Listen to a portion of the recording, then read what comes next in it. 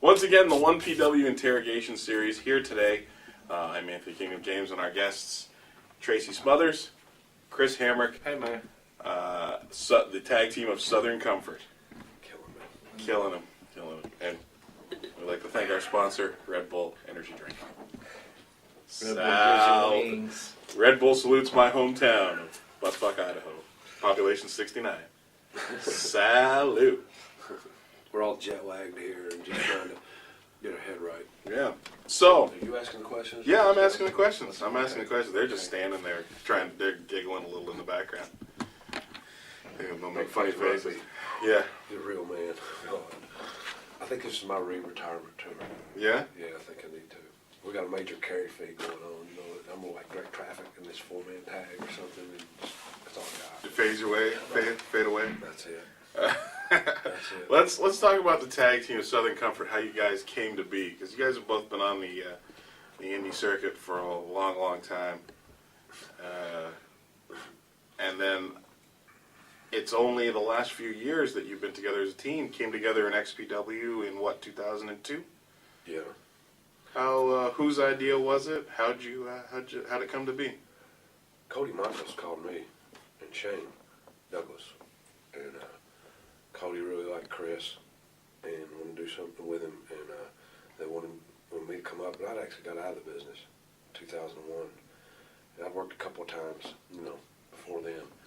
But that motivated me because I always saw Chris, had a lot of talent. It looked like they were trying to do something, and Shane and Cody, those guys. Yep. So, that's what got me back doing it, and it was fun. I wish it would have lasted. But it was their idea to put you together? Yeah. Actually, I was middle office for XPW. That's right. No. And Hamrick, where's our money? I don't know, man. They actually, originally they wanted me to team with Johnny Webb because he was doing somewhat White trash, right? White trash. And Johnny's an alright worker, I guess. I've never really watched him, but I just didn't see us clicking. And I went to a indie show in Cleveland, and Tracy was on it. And I actually had one of the new SPW TV shows, and Tracy sat down and watched it. And I'm asking him, I'm like, do you have heat with Rob Black? He's like, no, man, Rob Black, we got along good. So I called Kevin Kleinrock, and I'm like, hey. So I worked for him before. So yeah. So I called Kevin Kleinrock, and I'm like, hey, bring Tracy in and let me and him be Southern Comfort instead of me and Johnny Webb. So that's right. You had both worked for XPW when they were in California. Yeah. At you different times. first, and then you would just before the move to Philadelphia, you were in your feud with Chaos. And this was before that, right? It was a little bit. Yeah, it was a little bit before the move to Philly because I was with them then. Yeah. And then. Bill Burns sucks, by the way. Don't See what I got to deal with. Don't cut my face off. Don't go to the finish so early. Don't go to the finish. All right, go ahead. Keep it in the ring so, for the first. Yeah, that was basically it. Johnny Webb, and they wanted to put us together, and I was like, nah, I really don't want to do that. So they brought Tracy in, and I thought it was a pretty good choice. I think Webb was injured at that time too. Now I'm re-retiring. See, we'll talk, and he'll talk to the camera. I think Webb was injured at that time too. Who knows? I'm just saying. I just didn't want to team with him. I'm just saying. I mean, not that I would bury anybody or nothing, but I just didn't want to team with him. He could bury ice cream. Oh my God. He says, give me Buck. I mention his name, I almost get unbooked. I said, Buck, you got more heat than the sun. Him and this kid Adam Armour, I want to put them together as a heel team. I'm not kidding you. Matt, I better not say it. I shouldn't say it. Somebody's taking the idea. Heat-seeking missiles with mask on, with a, like a torpedo or something, and then in parentheses that, and then a cape, wristbands, and maybe, I don't know, something else. A couple of bandanas or something like that. That's marketable. I don't let y'all smart off and bury everybody. I don't understand why I have heat, but if I do have heat with you, fuck you. Okay. No, that's good. No, it's good that you said that. That's great. It's going to make the rest of this easier. I'm the nicest guys in the business. Why do I have heat with people? Why do you have heat with people? You have more heat. You couldn't get to from the airport to the hotel today without tying Austin Aries shoes together. That was pretty funny though. Yeah, that was good.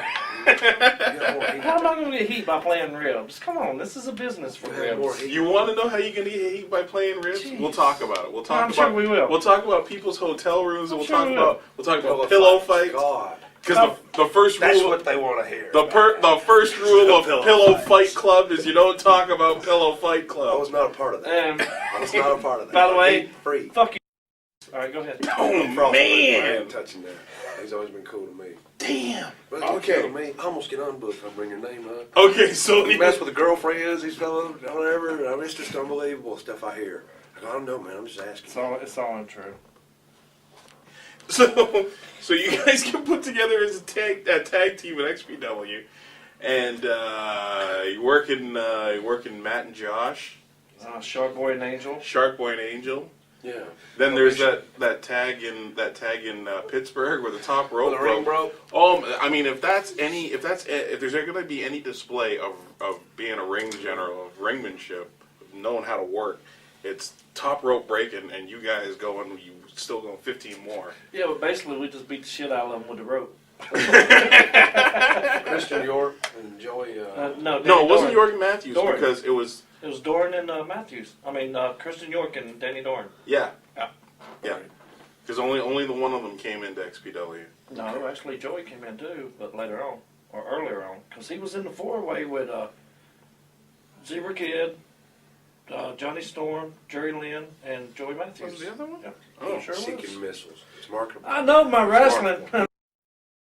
See what I mean, man? I ain't got nothing to do with that. Okay, so anyway, so Just hanging out. XPW, after that Pittsburgh show, XPW closes down. Now, how do the Checks two were of you? Now, you Checks never got made good. no. How much you owed? I'm old. I can't remember to say that. No. I got my money. Yeah. Because I was middle He's a office. stooge. Because you're middle office. I was Yeah. middle office. Stooge. She's a stooge. I'm lucky. I was only owned Your office. 100. I was only at 100. It's not my deal. Uh, I didn't get mine. Rob Black. Where's he at? I didn't. he's under something. Indictment.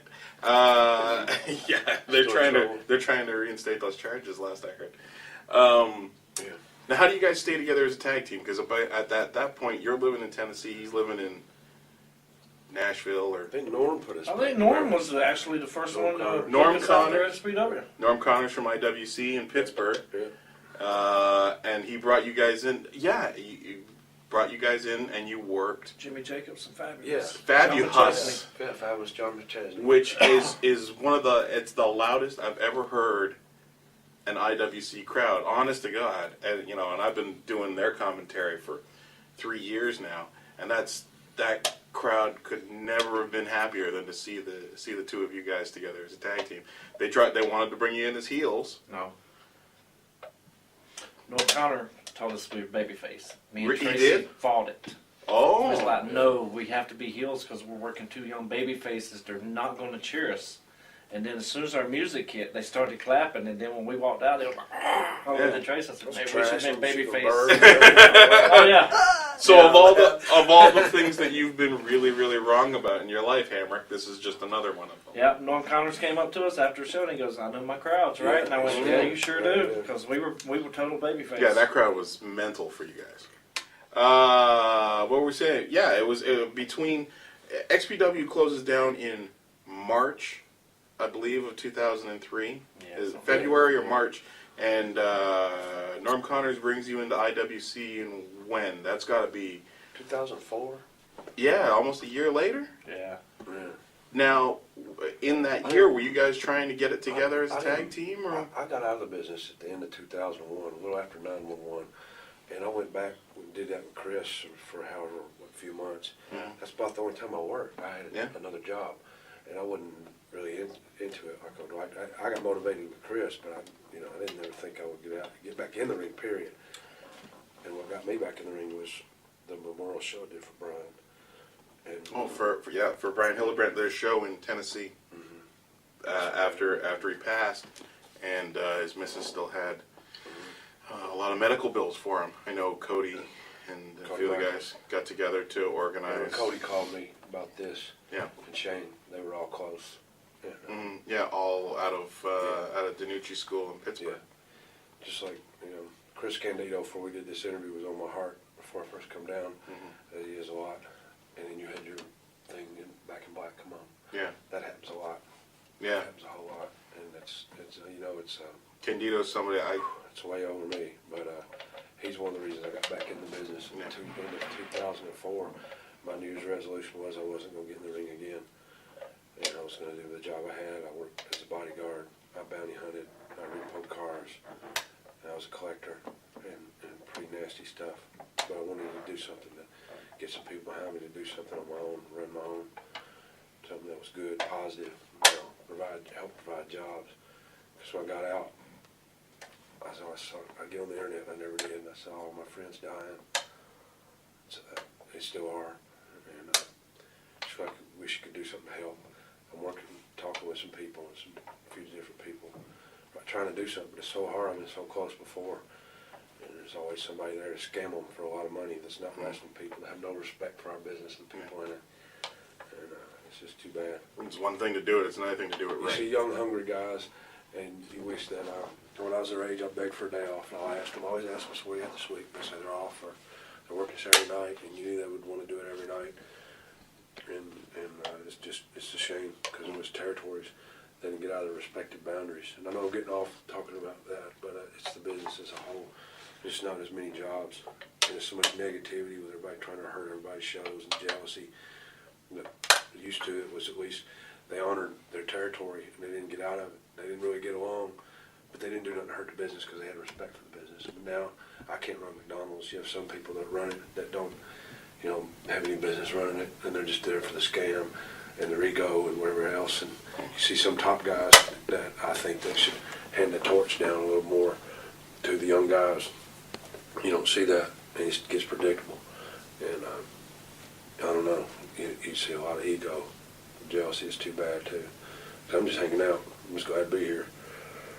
I got rocked the other night. I think I had concussion 29 the other night. I thought I was getting hit with a pan. It was a little heavier, and oh my God, I turned around and about to drop me. I thought that was it. And that was last Thursday. And I was off Monday, and that was it. I worked Tuesday, Wednesday. Got here. Yeah. Yeah, we had to. We weren't sure. We weren't sure we were going to get you last night. I got to work a lot of territories as a kid when there were territories, and so I got to know a lot of people and try to help a lot of people because they helped me. And now they run shows, so that's why I can stay booked. I try to get Chris booked. He's got a heap of all of them. I think because he ain't good in the ring. Fuck you all. See? That's what I got to do. But it used to be like that. It was a lot better because, like you see, young guys, and they want to work every night, and you got to travel the world. But as long as I've been in the business, when I retired, I didn't ever think I never went to Europe, and I got to go to Germany once, and this is my third time for one PW, and so that's great. I'm 43 years old, so I'm just glad to be here. You hear the pressure and everybody worrying about their spot and this, and just enjoy it, have fun. You don't see that as much anymore. Yeah. Guys that have stories and more camaraderie, and I remember seeing Pitbull Anthony, and New Jack fight to the death in Elks Lodge, Queens. I mean, just trying to kill each other. And it built up, and they both was, it built up for a while. But the next night, Mark sucker punched Mikey. First two there, kicking ass was New Jack and Anthony just wiping them out. Then afterwards, they're all going, "Oh man, you nailed that guy. You hit him. You this ain't hug, kids, start crying. Then they drink a beer or something. Even then, it was like that. But now, when I got out in 2001 and come back in the summer really of 2004, as far as somewhat into it, I really didn't get my head into it in 2005. It looked like some Road Warrior movies where they're all killing each other for gas. Civilization's over. I mean, just, there wasn't as much, guys you knew in the past or in a bad way, Well, let's talk about, you're talking about now, let's talk about the beginning. Let's start with Chris. Chris, how'd you get into the business? My first match was on Raw against Tatanka. Well, according to ObsessedWithWrestling.com, that's where you started. Right away, right away. Tatanka's back on Raw. He's back on television. Yeah. Good for him. Okay, so anyway. How'd you get started? My dad bought me a ring for my 9th birthday. Had a big ring set up in the yard. And what the fuck are you talking about? Swear to God. Sure did. Okay. And I'm gonna take that can away from you. I know. Sorry. I have it. I'll drop it. Let me get the Diet Coke here. Yeah, he bought me a ring for my 9th birthday, and I pretty much could go watch wrestling and see somebody do something, go to the ring and do it. I remember the first time I saw Brian Pillman do a springboard, I was like, oh, that's awesome. So I went outside, tried it, busted my ass, got back up, tried again. Been doing it ever since. So your original gimmick was self-trained Chris Hamrick. Yeah. Yeah. Yeah. Until, you know, like, I could do the bumps and all that shit and thought, you know, I was great until Ricky Morton taught me what psychology was, and I was like, there's no need for that in wrestling. Ricky But, Morton yeah. taught a lot of people what psychology. Oh, yeah. Yeah. Taught me one night in 17 minutes more than I had known Yeah. in 4 years. Yeah. That's a That's shocker. right. All of them were like Shut that. your yap. The old timers, they call it in the ring, and they could go off the feel of the people. You know what I mean? Yeah. And get their emotions, and you see some of that missing now, the facial expressions, and that. One guys, a lot of times their time's cut short on TV, or they don't get much time, and they're just trying to get their stuff in, and you don't pay as much attention to detail, I guess you'd say. Because what it transcends is how you sell. Bobby Eaton, when he's in his prime, he would always ask whenever it was a kick or whatever move, he goes, how do you come at that? So he would know how to take it and make it look better. And he'd sell that extra 2 seconds to get that, whoom, you know, where now it's just bam, bam, bam, bam, bam, bam. But We're going to be, I'll warn you now, we're going to be jumping all over the place. Because as soon as we got on one topic, Tracy jumps to something else. And then I want to ask him a question about Bobby it. Eaton's the nicest guy in the business. You know Fuck Bobby Eaton. See what I mean? Ladies and gentlemen, welcome Nicest guy in the to business. Burn Every Bridge, starring Chris Hamrick. I'm just gonna blow him up. I ain't gonna burn. I'm just blow him up. Well, listen, tell me something then. You've had plenty of experience with training people now later in your career. You were didn't you do some stuff in OVW or Deep South or No. you I did it in were Memphis. training, you were helping train for the Fed for a while. Yeah. The first time I did it was for Paul E. in ECW. I did it for 2.5 years and worked too. But I always worked with young guys. You hear that? You say that? Fuck Paulie.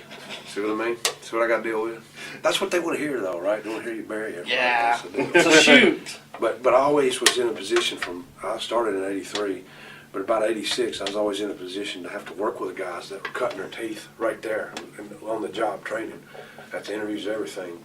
And, you know, from '86 on. Yeah. And then in '97, when I worked for Paul E., that's the first time I ever actually was a trainer for an office. But I did that 2.5 years, and I got more out of that than anything I ever did for myself. Was just helping guys learn how to do it. Because I went to school to be a coach, you know, and did. And you got to open up your heart and open up your ego. Sometimes the best coaches aren't always the best players. I got it. I swear to God. But I did it there for 2.5 years, and then I went on just Cornette and Dreamer would hook me up on local house shows and some TVs for ECW and WWF. It was then. And then I got the trainer job in 2000 in Memphis. And, Those are at Memphis Championship. yeah. And down there was guys, I guess that you could say made it. Lance Cade, Spanky, Dragon, Ron Killings, of course Regal. Steve was getting ready to go back up. He lost 40 pounds. He beat the drug addiction. He was in great shape. That's after the Pillman. Yeah. When he came in, Yeah. and he Yeah, he worked worked Benoit, Benoit. and That that got him back on the match is what got him. Yeah. Oh man, he looked great. He looked fantastic. Steve did, and he was real motivated. And he was preaching to the young guys. You know, he preached to the young guys to not make the mistakes he'd made and fall off. You know, I think he did it more to help himself. And of course, he's God here. You know, right? Yeah. Steve is. I mean, he really is. But he's a class guy, and I learned a lot watching him how he carried himself. And I thought that was cool. But yeah, I did that. But between ECW and when I got the job as trainer for WWF in Memphis, I was trainer for XPW. Right. When they were in California, and Kid Chaos and some of those guys would work out in the ring, and you know, and he was one you could see. Is he still working? Chaos? Yeah. Oh yeah. Is he doing Yeah, something? Hammer, you just did Yeah. the Wrestle Society X, which is the MTV pilot. Yeah. Because you're very much the MTV generation. Yeah. Yeah. Yeah. Yikes. But- Fuck you. Fuck. Oh, bury me You now. put Kid Chaos over. What's up with that? Yeah. Can you- Well, he's alright. I mean, Yeah, some good matches. Those XPW matches they had. Yeah. That ladder match Jerry Lynn in and I thought Philadelphia. the ladder match was the shit. You didn't like the ladder I match? thought I bumped like a bitch. Not on Chaos's fault, but yeah, man, I thought. I like working with Shark Boy there. He was a good kid. And who was the guy who did the queer gimmick? Angel. Yeah. Hardcore. God, yeah. They used to just call him. That was his nickname. He'd take big bumps on the concrete. Oh, that bump he took in Pittsburgh the last show, Yeah. where He's an he idiot. shattered his hip. You were ringing. He's an You idiot. were calling Yeah, that, right? yeah. Yeah. Oh my They're like, God. we used to get to the SPW shows and he'd show me shit that he's gonna fall off of. He goes, "What do you think about that, Hamrick?" I went, "You're gonna die tonight." Oh, He goes, "Thanks, yeah. Hamrick." Yeah. Why would you do that? Yeah, what happened to hip But block? I did that, and then I was trainer there, and I think the Mean Street Posse, they were there. Joey Abs was there, and Anybody from Memphis Championship that you thought this guy's a surefire hit Austin Island. and went nowhere? Oh. there's a lot of them. What are you talking? There's a lot of them. Austin Idol for Memphis Championship. Hey, you guys know who Jason Sensation is? Yeah, Toronto kid, He's- did the voices. He was real good. He can imitate anybody. They had him on developmental, and they were paying him in his home, and then they brought him there, and they didn't want him to commentate. They didn't want him to manage. All he did was ring announced, and I don't know who sent that down because he was great, and it was just wasting him, and you're paying him anyway. And I thought my job was to develop him, but it seemed like they wanted you to just fuck with him. Thought him to be a stooge and things like that, and just stir it with them. And they wake up as like a game. Who could they mess with today? And told me I was too much one of the boys. And I wasn't, my head wasn't right. I was going through divorce and all that. But you saw a lot of guys. Joey Abs should be on Raw right now. Joey Abs is so talented, and he was getting ready to go back up, and he got some cheap shots on him, chair shots, and he didn't know it was coming, things like that. And sure wasn't coming from me. And he messed him up. He got back on pills. Then they let him go. I guess Hunter didn't like him. That's what I was told, and that kind of thing, because he was getting back, and he was going to go up. Ron Killings, when he went up, he was so hurt. His shoulder was hurt real bad. His groin was ripped, and he had a broken rib. And then on the first pay-per-view he did, well, here's what they didn't take. You should have let him off that week because you don't have a second chance to make a first impression. I thought that the deal was, which you always weren't hurting today, but I thought the deal was that when you groom them to bring them up, right? So when they're opening deal, it has to be, and don't get me wrong, he went with Eddie and Benoit and Malenko. I guess it was a 6-man or something. But when he does that move, that flatliner, and he gave, and they blew the spot. I mean, it wasn't bad, did, but I know him, and I know he was in bad pain. And if they let him off that week, then that wouldn't happen. But they had him chain wrestle and work out. He went Monday and Tuesday to Raw and SmackDown tapings, and then Wednesday he was in the ring, which he shouldn't have been, in Oxford, Mississippi, a town that Terry Golden had screwed all up, and that's who was doing all this. I said, and he was jealous of it because he never made it, and he wants the other guys make it, and that's what's wrong with it all. And the best players should be on the field. Michael Jordan's Michael Jordan because he's Michael Jordan. He's the best, right or wrong? Michael Jordan. Right, and he don't like Michael Jordan. But Ron wasn't 100%. He wasn't even 50%. And then they let him go later because they said that he was injury prone. Well, man, he was beat to death. I mean, and then he had to work. He worked Wednesday and he worked out in the ring Thursday. And we had to chain wrestle and really go hard workout and have a match too, and do all the calisthenics and the bumps and the rolls and everything else. And he shouldn't have been in there. And it was aggravating that every time he'd do something, it's just like they got off on it. And that wasn't. I didn't think that was the deal. And I didn't like that. And because it made me look bad as a trainer, and it makes them look bad, which is more important because you got, when you're like a coach, you want to see them do good. But some in that position don't want to. And some of them are that way because they couldn't physically get in the ring and do it themselves. So if they do that way, they're fucking assholes, but they're in the spot they are. That's why I want to get something going. I want to bust his ass. I hate Vince McMahon. Fuck that son of a bitch. You don't have to say it. He'll say it himself. I got friends dead in the grave, and I know their wives and their kids, and it makes me sick. And he's a sick man, and he's got problems, and he's messed up. My son saw that when Steve kissed his ass, and that was bad because I was going through a divorce, and all that, and it messed him up. When you take Eddie Guerrero, who's a born-again Christian, God rest his soul, and make him lie, cheat, and steal everything he's against. When you take Trevor Murdoch and you turn him into a queer, and knowing how, whatever their sexual preferences are sexual preferences, as long as it don't affect business, I don't care. It'll make me no difference. But anyway, and make him a queer. Dick Murdoch, if you ever knew him, he'd roll over in his grave, just as an evil son of a bitch, man. So you want to see them always do good $400,000 houses. You just like to be a part of something that do 401 or give it a hell of a try. Ain't nothing better to do. He buys up everything. He went into territories. He took every top guy. I started in '83 when it happened. And he did that, and he robbed them all, the top guys, and he'd go in their territory, run their towns, and beat them with his guys. And I get on a roll, I should shut up, but he's number one in my book. I'd like to fight that fucking Bradshaw on that pay-per-view, though. I'll put that on the tape. I'll beat his ass.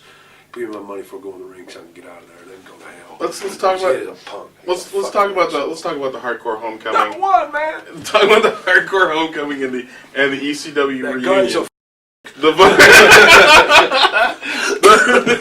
Those two shows, the first hardcore homecoming show and the ECW, the One Night Stand pay-per-view, happened the same weekend. I couldn't get Chris And on it. he got was so much not. hate. Where were you? He's Where got were so you? much hate. Where were you for either of them?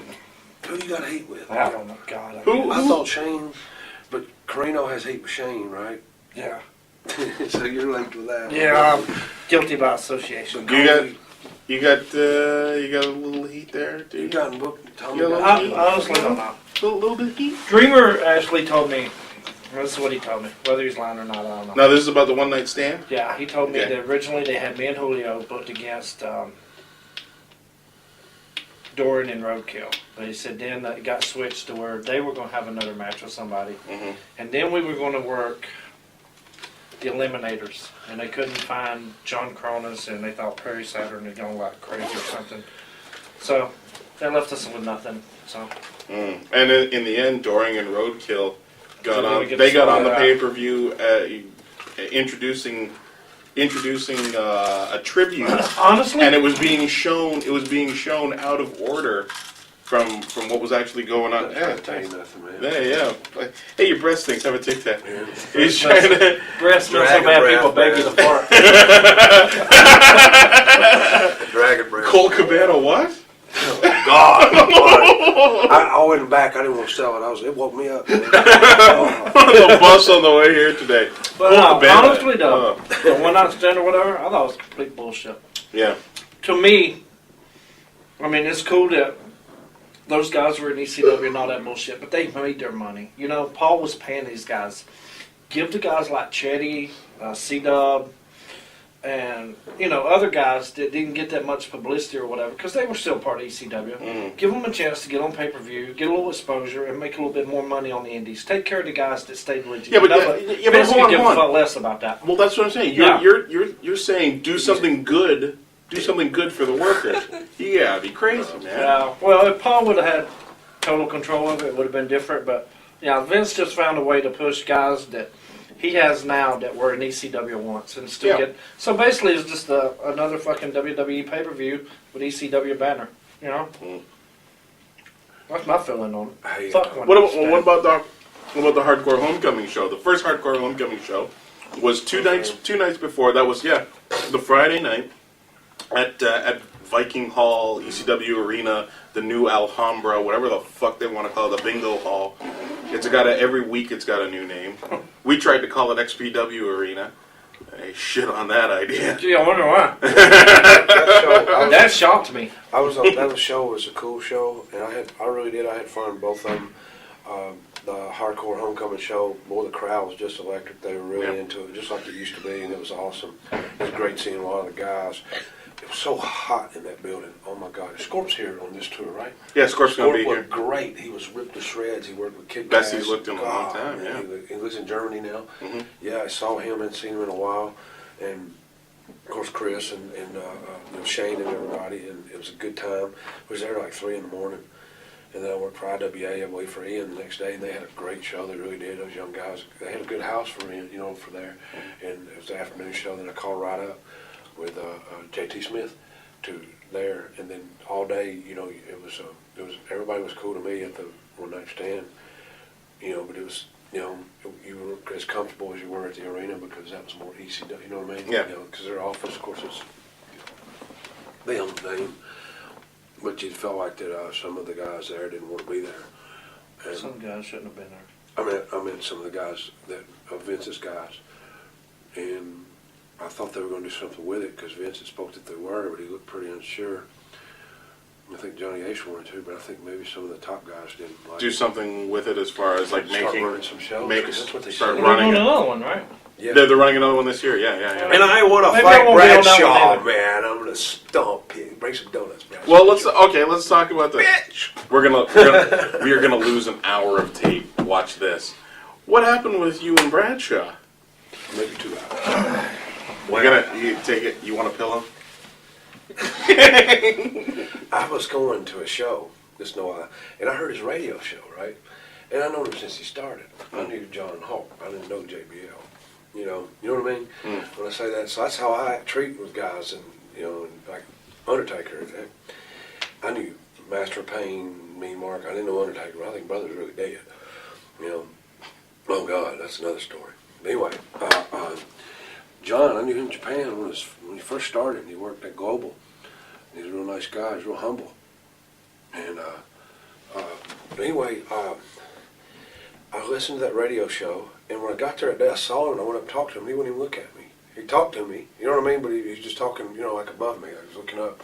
It's kind of like that. And I was just asking about the show, and I was just shooting. I'm just hanging out. I'm 43 years old, man. I was glad to be there. I was going to be on pay-per-view. I didn't think I would again. I got out and didn't think I'd get back in the ring again, So my attitude wasn't like a lot of guys. If they that smiles, you didn't know if it's going to be a work or a shoot. And if it's a shoot, that's okay. If I get my ass whooped, I get my ass whooped. I ain't stand there and let them big jacked up androids beat me up, man. It ain't happening. Because if we had to do that, then I was going to get cab. I was going to the house. You know what I mean? I really was, because it didn't matter. But I was glad to be there. So I didn't want any trouble. You didn't want no trouble. And Meanie, nothing happened with him and Bradshaw all day. And that's the thing. If Bradshaw had beef with him, then he should have confronted him there. When he walked in the building. About it. Yeah. And like those Texas guys, they're crazy, man. We got Murdoch, Stan Hansen, Brody, Barry them Windows, Blackjack, and them guys. You knew right what you stood with them. The Funks, if they were mad at you, they didn't hit you in the back of the head. They come right after you. They didn't have to be in the ring. You know what I mean? They come right up on you. They're just crazy. But Bradshaw did it like a bitch, I thought. All I saw was in the corner, and that big Matt Morgan, he's a big guy, man. And he grabbed me around my waist right there, and he about broke me in half. I don't know, man. I looked over, and I saw Meanie get nailed. And I just saw like a flash. There's so many guys in there. And they're just going, what the fuck? Like that. You're thinking. Yeah, and Meanie had staples 2 nights before at the Hardcore Homecoming in Philadelphia. He got busted open with the kendo stick, and he had staples in his head. Yeah. And that's Bradshaw ripped it open again. Knew it was there, and did a cheap shot at him when and Meanie didn't want to fight him. Al was kind of in the front, you could see that, and Al was just trying to calm John down, like that. And Johnny was just standing there like that, and just, monkey knows what tree to climb. That's what we say back home. And Meanie didn't want to fight him. Meanie is harmless as a butter knife. He don't bother nobody. You got to be for him. Talk to him about it, dude. And there's something on the internet. It gets all blown out of proportion and all that. What do you think about Blue Meanie? Fuck Blue Meanie. Okay. Well, I'm just saying what happened. And then that Tomko kid, I tied up with him, and he took a couple swings at me, and I just ducked in and went him down and went there, and I bowled him back. I kind of did that, and I said, "You all right?" He goes, "Yes, okay." So I said, "Steve Regal," and I says, "I'll go over to Steve," and he was, just going right there, and I went over to him. And I said, "Steve, come with me where you're safe." He goes, "Oh, Jesus Christ, man," like that. And then he had a spot there, I guess, with Sandman. He spun off of me, and had a spot when he got popped with the cane. He was out, right there. So that was all cool, because there was a lot of guys in there. There's a lot of tension, and there was a lot of you could feel the tension, and it was weird. And you didn't want to get in any trouble. You didn't want to get nailed. You didn't want to get toasted. Well, you didn't want anything. You didn't want to get embarrassed. Where does the tension come from, you think?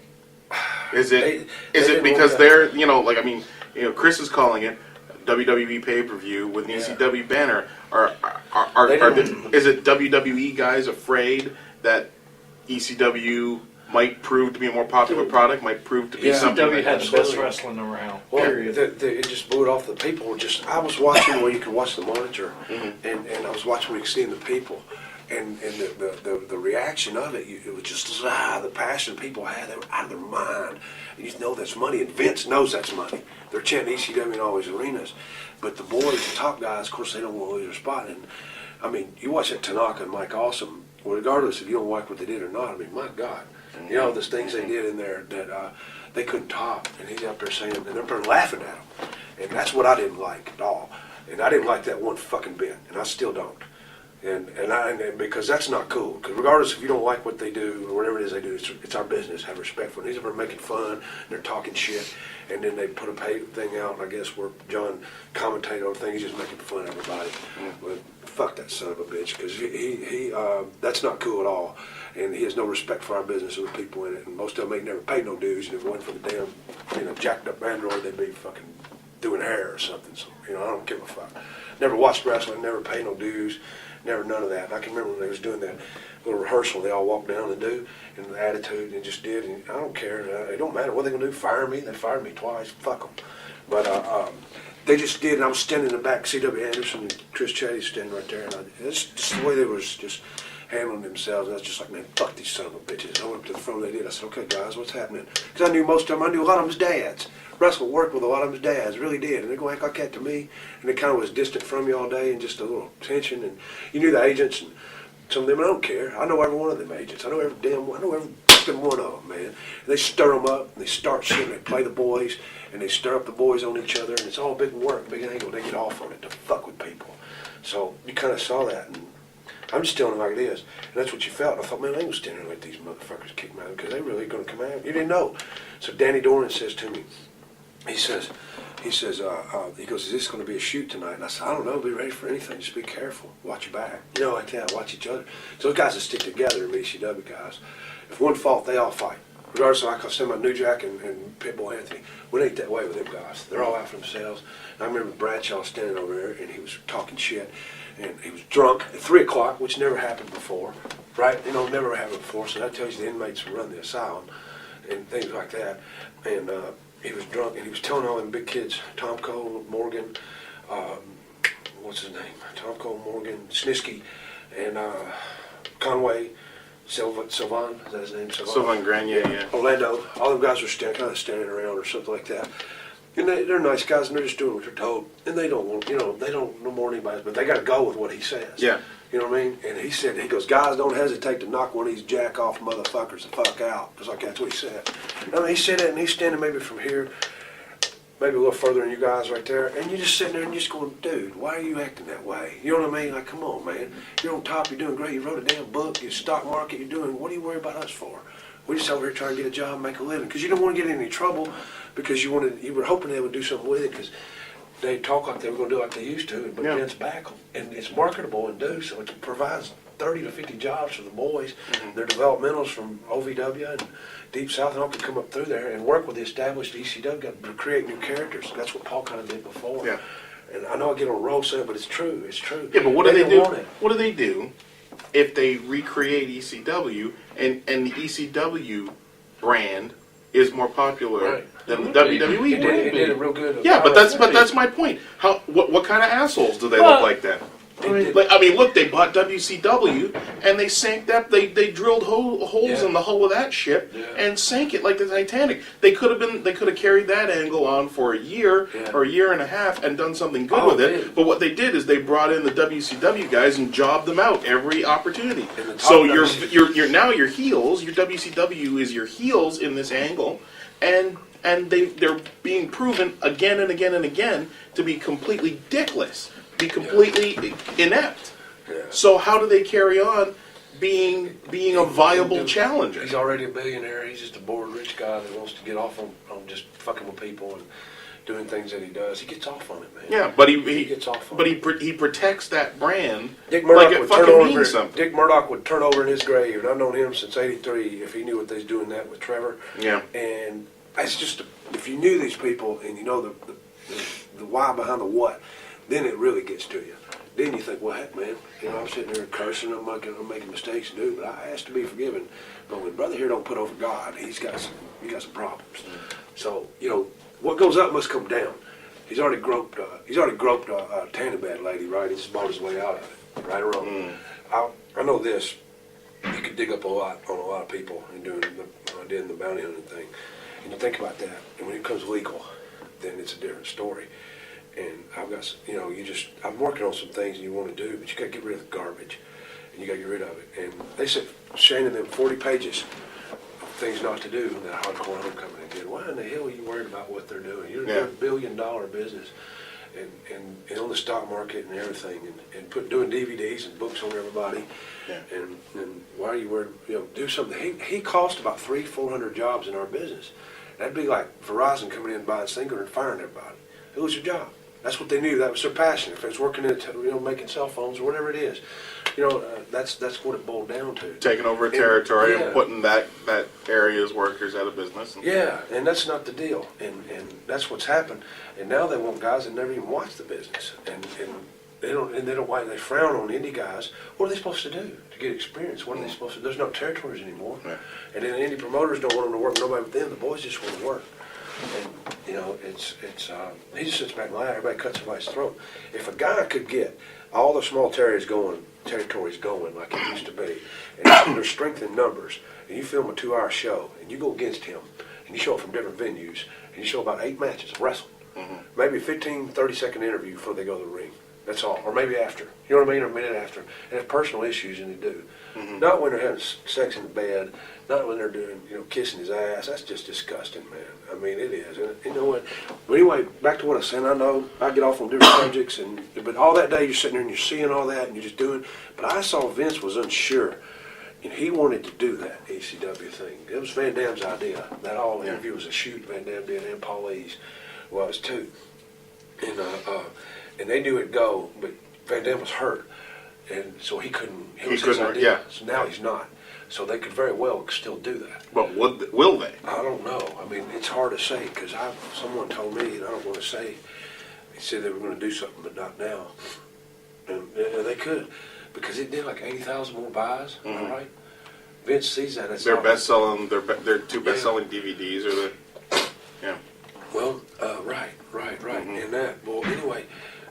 John, I can remember coming off that with, back to what I was saying, he had Steve got out, and I went over here and saw John and Balls and Axel kind of there, and I went over and he hit me, he clubbed me in the back of the neck right there and said, motherfucker, and I come up and just popped him there, and I got him good in the eye. I didn't hurt him, I popped his ass, I thought, oh shit. So, it's just a reaction, something happened, you know how it is in the ring. So I went back over here and did, and then Sandman come walking across right there, and he come up behind him and got him. And had him around the neck. When he saw that, I just come in, bam, bam, bam, bam. I hit him about 5-6 times. I didn't get him real good shots. I was just real quick. I just wanted to hit that, He was turning and jockeying around. I don't think I really hurt him. And but then everybody got on him. Everybody got on him. I went off of him and did, and I said, get on him, don't make him look weak. And everybody just jumped his ass. Was cussing him. And that's what you like, because they stick together. You fight one, you have to fight them all. In the dressing room after,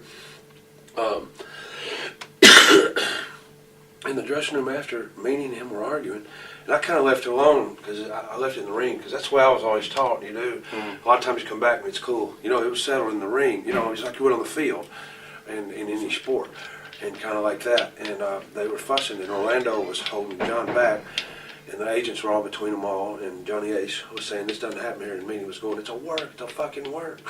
And then John started to come after him because he's yelling, "Don't get cocky." And then so we went on, and because Meanie spun me around, he goes, "Bradshaw shot on me." And juiced. They're doing that thing with Austin and Bischoff, right? And it was just, God, what, like that. I knew what had happened with me, and I was just laying low because I didn't want to get in trouble. I really didn't, because I wanted to get a job. Because I always fuck up and get fired. I've been fired from everywhere at least once. At least. You know what I mean? And I didn't want no trouble, and I thought, man. So I didn't want to do nothing. We'll see what happens to you here the rest of the weekend. Then we'll just blame it on Hamrick. Then I got home, and like 4 o'clock, something like that, it came out on the internet as to what happened when I jumped in and punched him. And people started talking about it. I started getting phone calls and emails, and I didn't want to say nothing. And then on the Thursday, I worked a little show, and a guy come up and told me, he said, I sucker punched him. I thought, well, what the fuck did he do?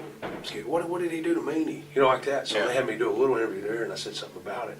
Next day on the show, my webmaster calls me, and she says that Dave Shearer emailed and says, what you said last night, was that a shoot?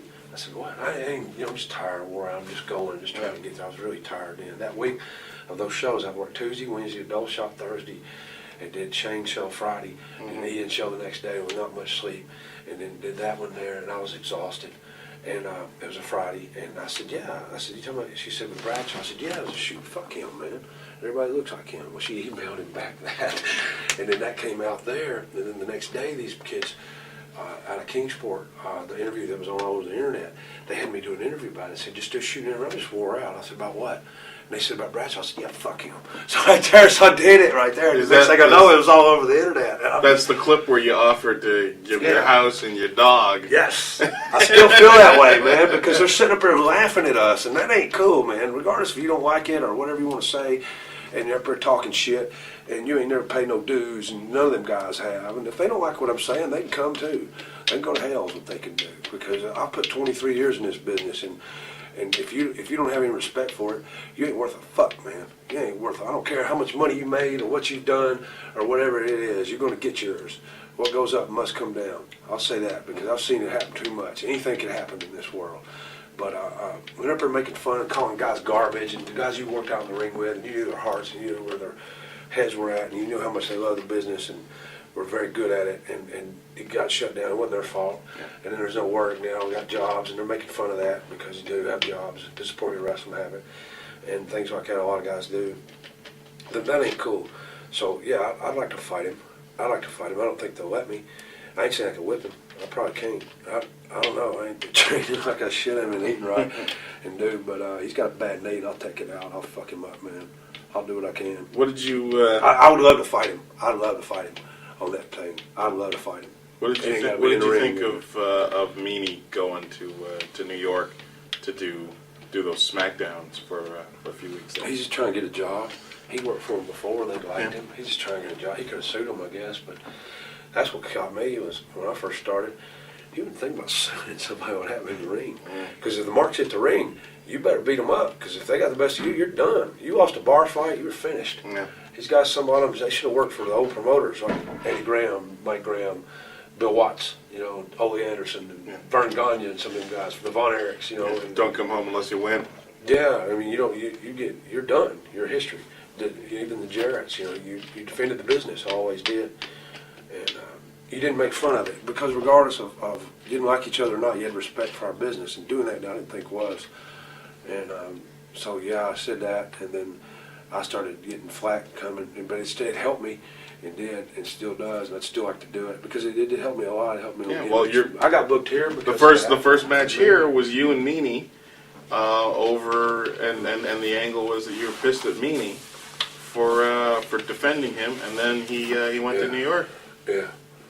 Well, that was New York. But yeah, New York, the whole city, or just the office? Everything New York related. You just worked for him, didn't you? Yeah.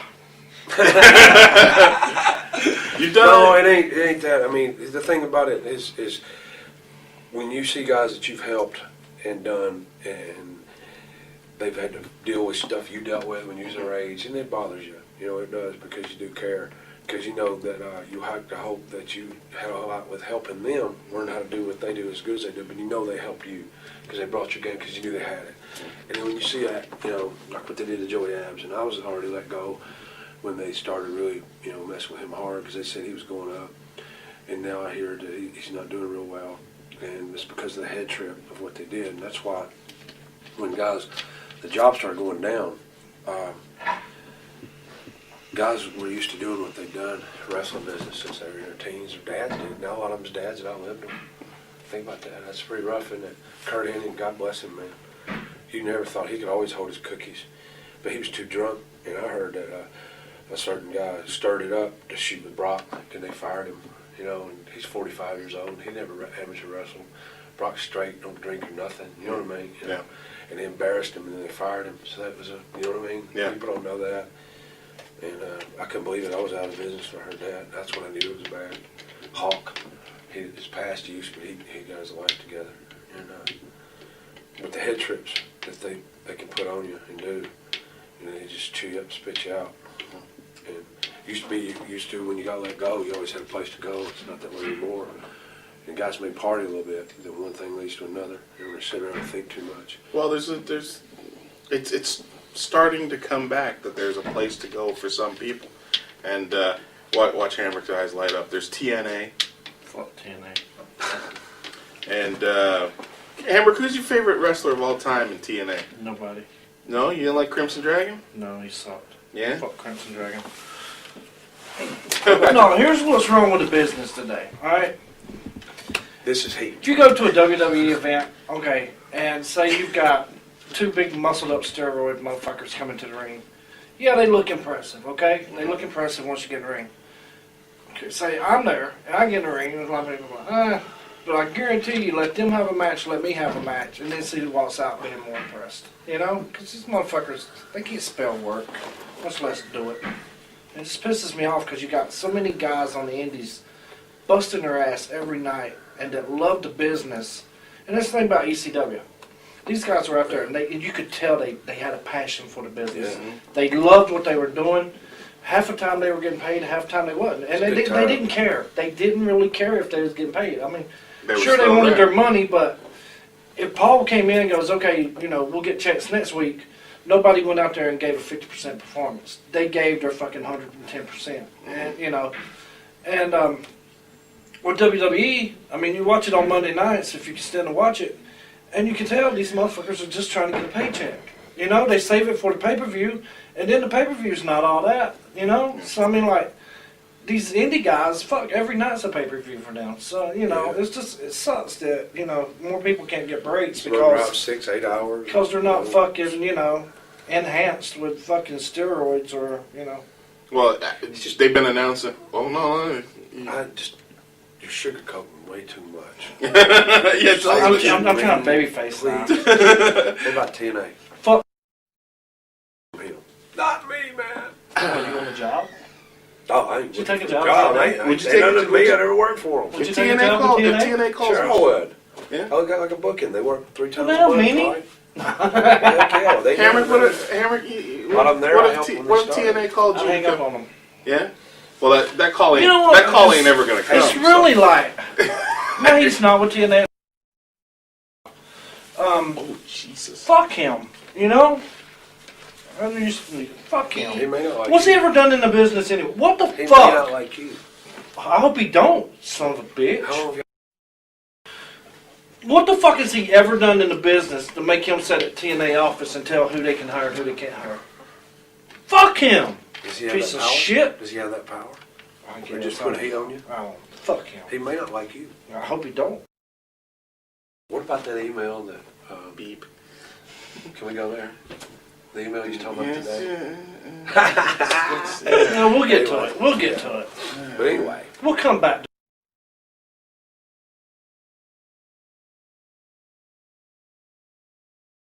God. I don't want to be here anymore. Hey, that's what draws though. They just want to hear you bury him. Who else? And I will. And I You bury will. Bobby Eaton. That's just kind of. Fuck Bobby Eaton. See, that's bad. No, Bobby Eaton's one of the nicest guys around. What about So uncomfortable in here. let's see. Who else? Who do you want to bury? Bury ice Who you cream. want to bury? Can you bury ice cream? I'm one of the easiest going guys in the business. Yeah. So I don't understand where all this What happened shit to comes pillow from fight? that you know. Pillow fight. Oh, we'll come to that. Infamous- We'll come to that. Finish. We're building up. We're going. We're building yeah, up to we're it. telling the We're story. building up to Gotta it. go We're with telling that. the story. That's the main event right Okay. there. Yeah. Right. Okay. I wasn't in on that either. I'm a heat-free frost. We're They still were going on a rampage, man. They we're were still in the around, heat section right now. All right. Okay. So Went we got down. through the first. Oh God. What's heat? Oh, burying myself just sitting next to you. Oh man. I'm sorry. Yeah. Thank you. All right. Thank you. Medicate myself with some sugar You're here. killing me, man. Oh, killing. He's He's killing got us all. more heat than the sun. He's got more heat than a volcano.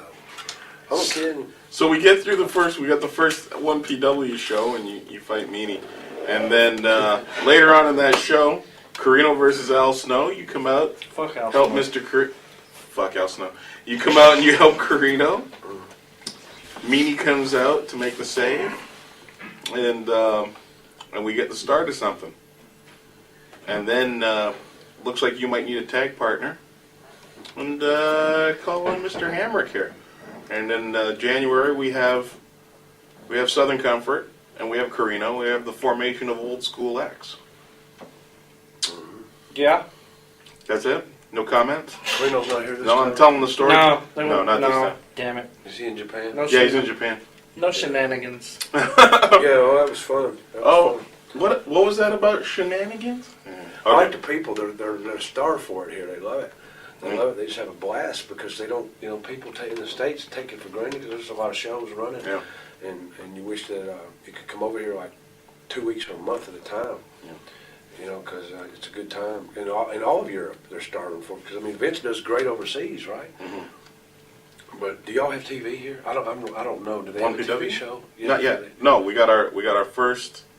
The first TV special is going to air on the Wrestling Channel the night of WrestleMania. How long? 30 minutes, an hour? Or? No, 4 hours. Oh, of one PW? Yes, they call it the Super.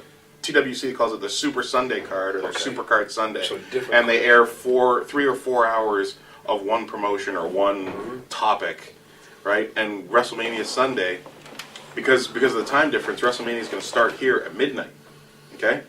And 1PW is going to be on the Wrestling Channel from 8 until midnight. Oh, cool. Yeah, That's so we're going to get to see all kinds of recaps. And that's 10 minutes of this will be in there. That's April. Fuck WrestleMania. That's April. Well, that's cool to hear. What's the matter with you? You hear that April Ted Turner, 2nd. you guys heard Ted Turner, you hear he's talking about opening back up? Yeah, Is that true? they've been saying that for how Well, long? isn't his no compete thing up Yeah, this year? it's all, yeah, okay. So you hope that'll happen because it provides more jobs. That's what I mean. You know what I mean? For everybody. In the back. You hope 1PW gets going like a territory. You know, where they're doing regular 2-week tours or something. Yeah. Because you got the towns. Well, right now there's, you've got McMahon, you've got TNA, say it. Fuck TNA. Okay, you've got the possibility of this Wrestle Society X on Yeah. MTV. Is that what you did? Yeah. Yeah. Yeah. Okay. You got Ring of Honor is running, Yeah. You'd like to see it, we're getting back to alternatives. We're getting back to like a few guys. It's still just a small handful, but a few guys might actually be able to make their livings at this. You work 5 to 7 days a week for the same promoter, and you didn't have to work for nobody else because you got enough work. And No, when the you run got- was up, yeah. they'd swap you over here, and they bring you underneath the middle guys. Some guys that stay longer. You may hang out. We may hang out a year or so. He may get a spot somewhere. I may stay there, or him stay there, and we Yeah. might see him for 5 years. Then it could be in Japan. And, there used to be a lot more guys go to Japan. Baba's side used to take about 16. Inoki's did. FMW took about over a dozen. IWA did. There's a lot of shoot groups. That Michinoka Pro and a lot of them. 01. 01, yeah, a lot of them. And it's not like it now. Well- There's always was a lot of more overseas trips. Of course, that was before 911 too. Yeah. And that really hurt it. But it was going down. When Vince bought Atlanta, then ECW shut down. Boy, then 911, that's when you saw a big difference. That's Well, not just says wrestling, a- the whole world. Says a lot for you two as a team that at this stage, in this climate, that you guys spend so much time together as a team. Because nobody does any tag team stuff anymore. There's no true heels. People who are smart, dude.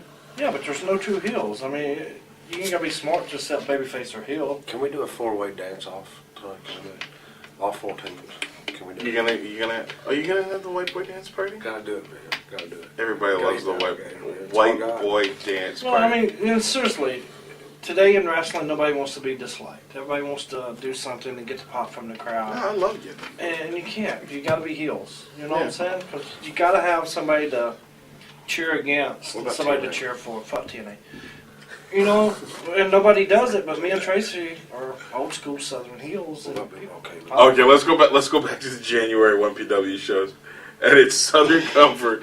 Christ, Southern Comfort against Job Squad. Al Snow, Blue Meanie, Yeah. and second night there's a stipulation to the match, wasn't there, Chris? Yeah, Tracy wore a dress. Yeah. What'd you wear? A frock, an I don't evening remember. gown. I don't remember. You look delightful in your dresses. Thank you. I like the fact That that was fun, though. an hour later you came out to help Carino and you're still wearing the dresses. Yeah. You finally managed to get your left arm through the hole. Yeah, I dared Minnie learn. But to dress one on some- PW crowd's real responsive, and boy, they're hungry for it. You could tell that they wish they could have more of it. you Yeah. know. And so you hope that it'll grow. Looks like it will. That what you said, a 4-hour special before Yeah. WrestleMania. That's That's gonna be big, good, man. Oh, that's big. More people. God, the whole because everybody watches at WrestleMania. Yeah. And if you got fonts on there on WWE TV saying that's going to be on. I think so. Yeah. I don't know. Is that right? Is that right? Yeah, that's the way to do it then. So that's a big leap right there. And you always see the business come in cycles, and I kind of see that because a lot of people are trying to get things going. been trying. I've always been so close. In Branson, Missouri, a couple years ago, I had it set up. It's a vacation area, and we're like they do the shows there, the old country music shows, magic shows, and all that. And there's gonna Las be Vegas shows. for the Lawrence Welk set. Yeah, 3 o'clock and 8 o'clock, and I had it set up where, say, if you brought your wife, and worked on it a long time. Say if you went on vacation with your wife, in your vacation package, you may go see Mel Tillis over here at 3 o'clock. You may go to wrestling at 8. Next day, you may go to wrestling at 3, or you may not go to wrestling that day. Maybe every other day, or then you go see Glenn Campbell, the old acts, and maybe over here Magic Tack. They bust in the older people and do. And the boys had to get set up where it's about come to about $18, about $20 with tax a day for them to stay in a hotel, and they could heal a room, $10 a day. You know what I mean? Sell their gimmicks, work twice a day, not have to travel, and switch up. They have an 8-month season and switch up the crew every 2 months.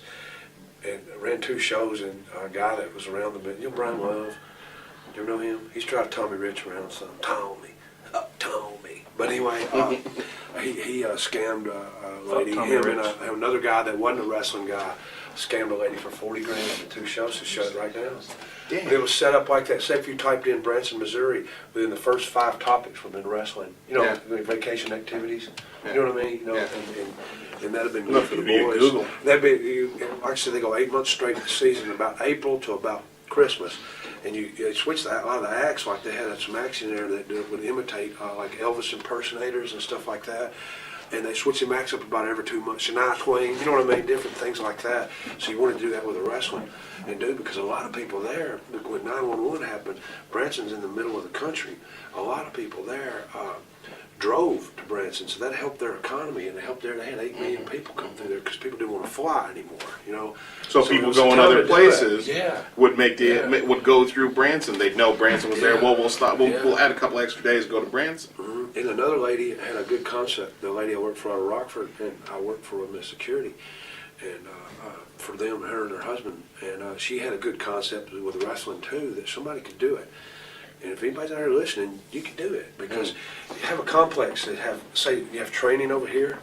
I mean, where they're training guys, you know, and to do. But I mean, it's hard training, and you let the people come in and watch, because they're smart now, but they appreciate more what we do. If they see the training they do, the squats, the push-ups, everything that you do, just like if you watched a practice, a football practice or something like that, and do that. And then have a show over here, and then maybe have a beauty salon here, tanning bed here, cleaners here, you know what I mean? A restaurant here for family, then over here a sports bar, and different kind of thing like that, and franchise it out. And then the guys ain't got to travel, and do the same thing there, that kind of thing. So, and then even at what's that place called? Silver Dollar City, wanted to talk with them and never got to, about possibly having like an act in the park. You know what I mean? Like in that park there, kind of a couple matches here and there during different times, maybe 2 matches. You ain't got to have a lot. I tried to do I tried to do that in Toronto at one point. Yeah. You wish you could do it. Then you have the guys in schools doing the drug talks at schools and the things. I've done Special Olympics. They don't see that no more. Things to help people and the mentally handicapped children and adults alike. And, you know, in restaurants, signing autographs, at Walmarts, you know, things, personal appearances. And get them all over that area there who wanted to do that. And didn't get to do it. Oh man, I got some threats on my phone, and I had to get out of there. I had a home Threats there. from who? I had a home there. It was really nasty.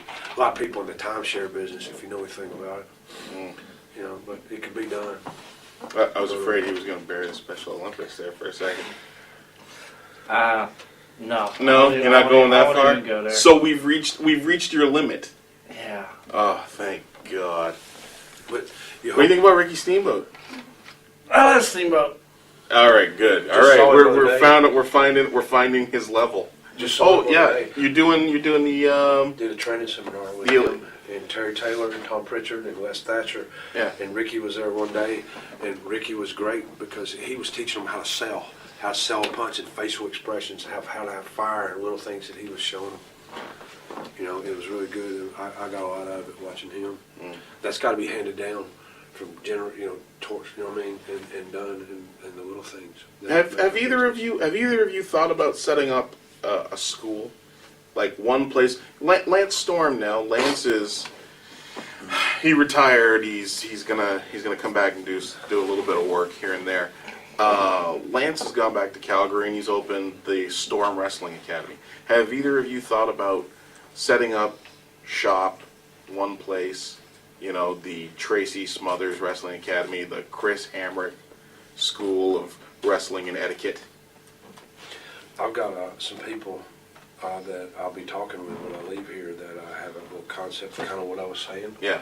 About with all the With different pieces. things in there. Yeah. Yeah, and they want to have like a big sports bar as the main restaurant. Sports bar is the main deal of it, but Right. have possibly, you know, that in there and even have a room over here for that. But it's nothing that's doing. Yeah, because it's the kind of thing. It's kind of thing. I like the Try to. concept. It's the kind of thing you have live entertainment going on, Yeah. and you Yeah. can't have a.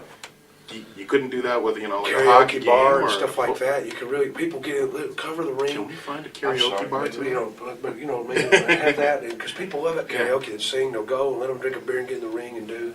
Let them have parties and stuff in there and do because people just but make sure it doesn't mess it up and things like that. But I want to hear the pillow fight. Oh, it's coming. We're gonna get to the pillow fight. We only We're got gonna get to the how pillow long? fight. Oh, we're almost done here. We're almost done the first half. We're Ah. almost done the first half. But what about has there ever Still been? got another half. Yeah. Duh. Has there ever been an idea of the Chris Hamrick Charm School? I had a guy one time did rented the armory for like the whole month. He just kept his ring up or whatever. So I did a school up there. The problem is that is, you know, students don't want to pay, and fucking there's a couple times I went up there and fucking nobody showed up, and I'm like, you know, I know what I'm doing. I ain't got to come out of my house and teach you motherfuckers what I know. So if you don't have the respect to show up, Why I gotta Yeah. be a mess? you know, huh? Why I gotta be a mess? Fuck them. Fuck you. What TNA? Fuck TNA.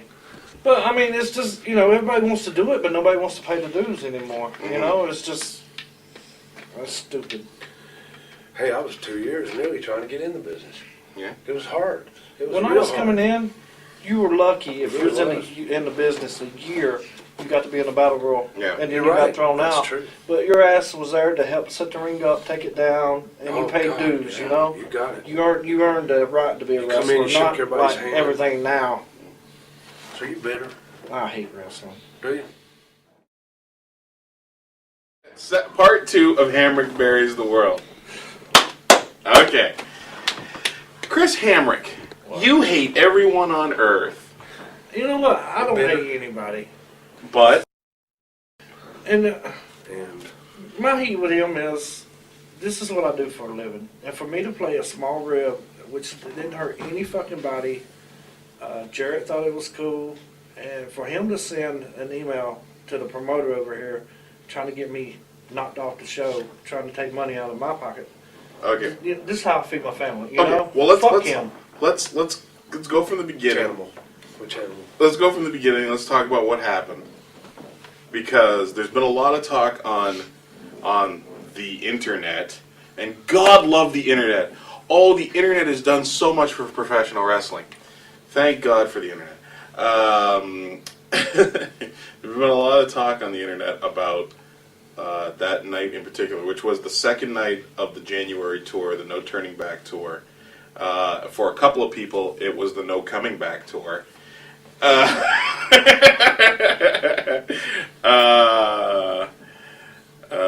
The first of the night. I mean, Yeah, first no. of the night they were on the hunt, and they were going after Al with pillows. Yeah, well, so Carino, they were coming. I said, "No, man, I don't want the bar. I don't want no part of that." Let me- stalking it. let me set They it trying to up. draw Al out. They used girls to try to lure him out of everything. And then it went to the part with Let- the infamous, you know. let's set it up, and so we get back to the hotel after the show, and between getting back to the hotel and the bus coming to take us to the airport, there's about 7 hours, and Misters Carino and Hamrick, Old School X, decides to put some time in, because neither of you were drinkers.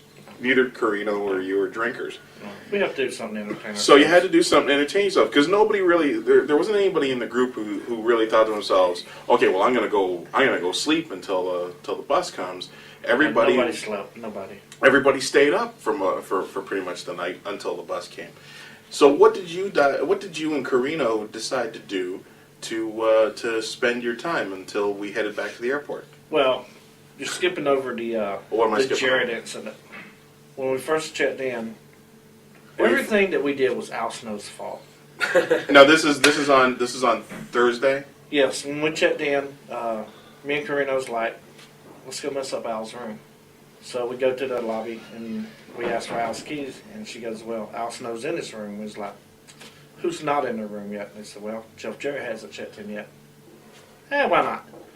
So we go into his room, we take the mattress off the bed, put it in the bathroom, turn the TV around, unplug the phones, nothing harmful at all. Didn't break I mean, anything. we didn't shit in his gear or nothing like that. And that was it. Wants to get us fired over that. I mean, you know, wrestling and ribs used to go together, you know. Now nobody can take them, and I think it's bullshit. Okay, but that's Thursday, and that didn't even. There was no mention No, of but that until. that's my heat. Okay, but hold on. That didn't come up until a week later. Okay, But it happened Thursday. Yeah, okay, that was Thursday. But then we have Saturday night. Kill me. Saturday night after the second show, and let me turn that back down. After the second, I got a sidekick.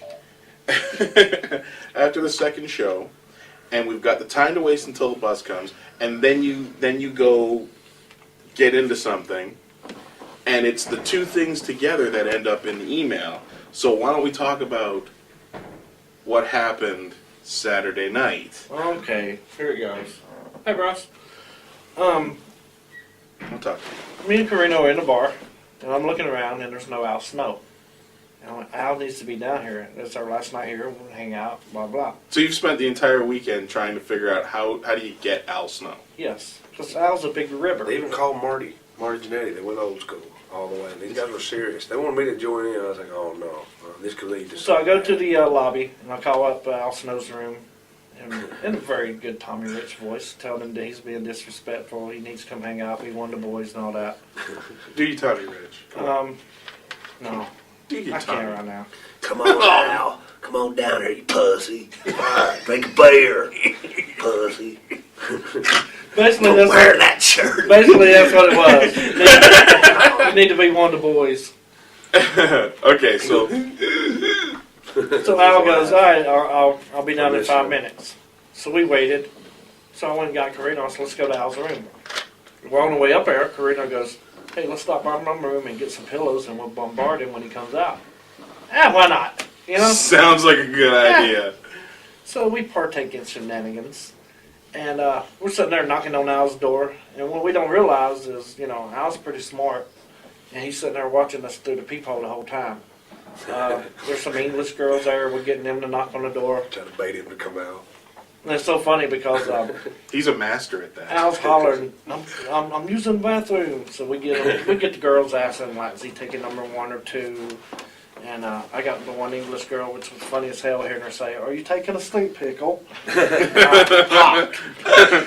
So then, like, Al's sitting there, and I talked to him later on, he tells me, he goes, I have to go in the bathroom and, you know, I pop, and I don't want y'all to hear me. And the whole time he's filling the fucking trash can of old water. So then Steve gets one of the girls, go, Al, you're disrespecting us like you did Tracy Smothers in the match.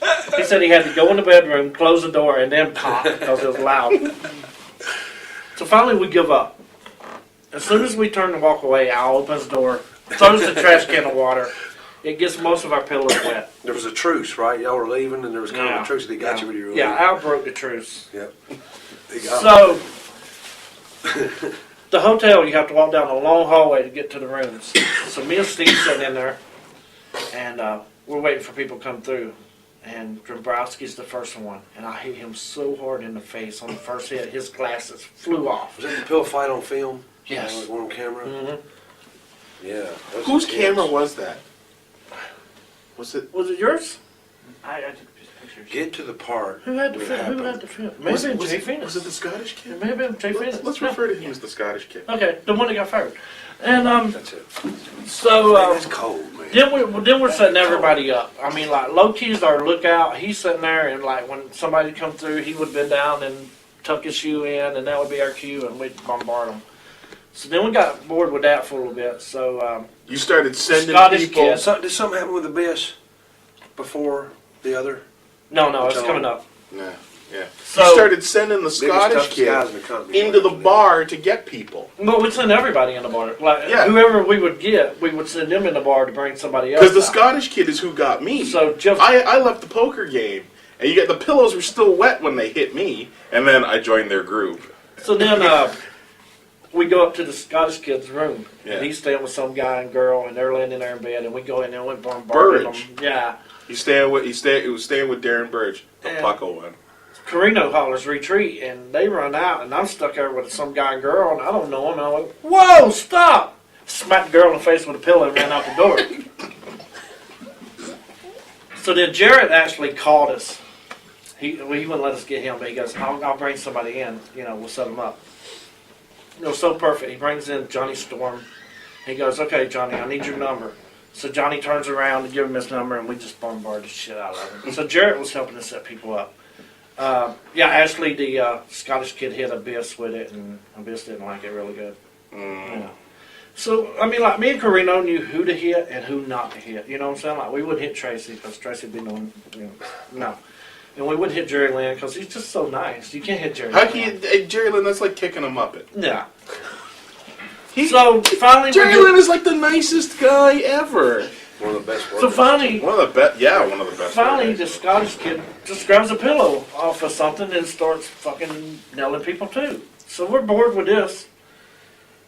I'm joking. I said, you know what? We need to go get the ones in the bar. Okay, AJ, Daniels, and Joe are in the bar playing poker. And I went, I'll get AJ. And the Scottish kid goes, I'll get Daniels. And Steve's like, fuck you, I'm not getting Joe. The Scottish kid goes, I'll get Joe. We're like, okay, it's a plan. So we tell him, we're like, once you get to the lobby. Abyss has been assaulted. Yeah. 6'8", 300 pound, nicest guy in the world. Yeah. He can, Yeah. yeah. And so we tell the Scottish kid, we're like, okay, once we get to the lobby, it's balls to the wall, go in there and just start smashing the shit out of them. Count to 3, we do this, me and Carino stop, and all of a sudden we hear, what the fuck?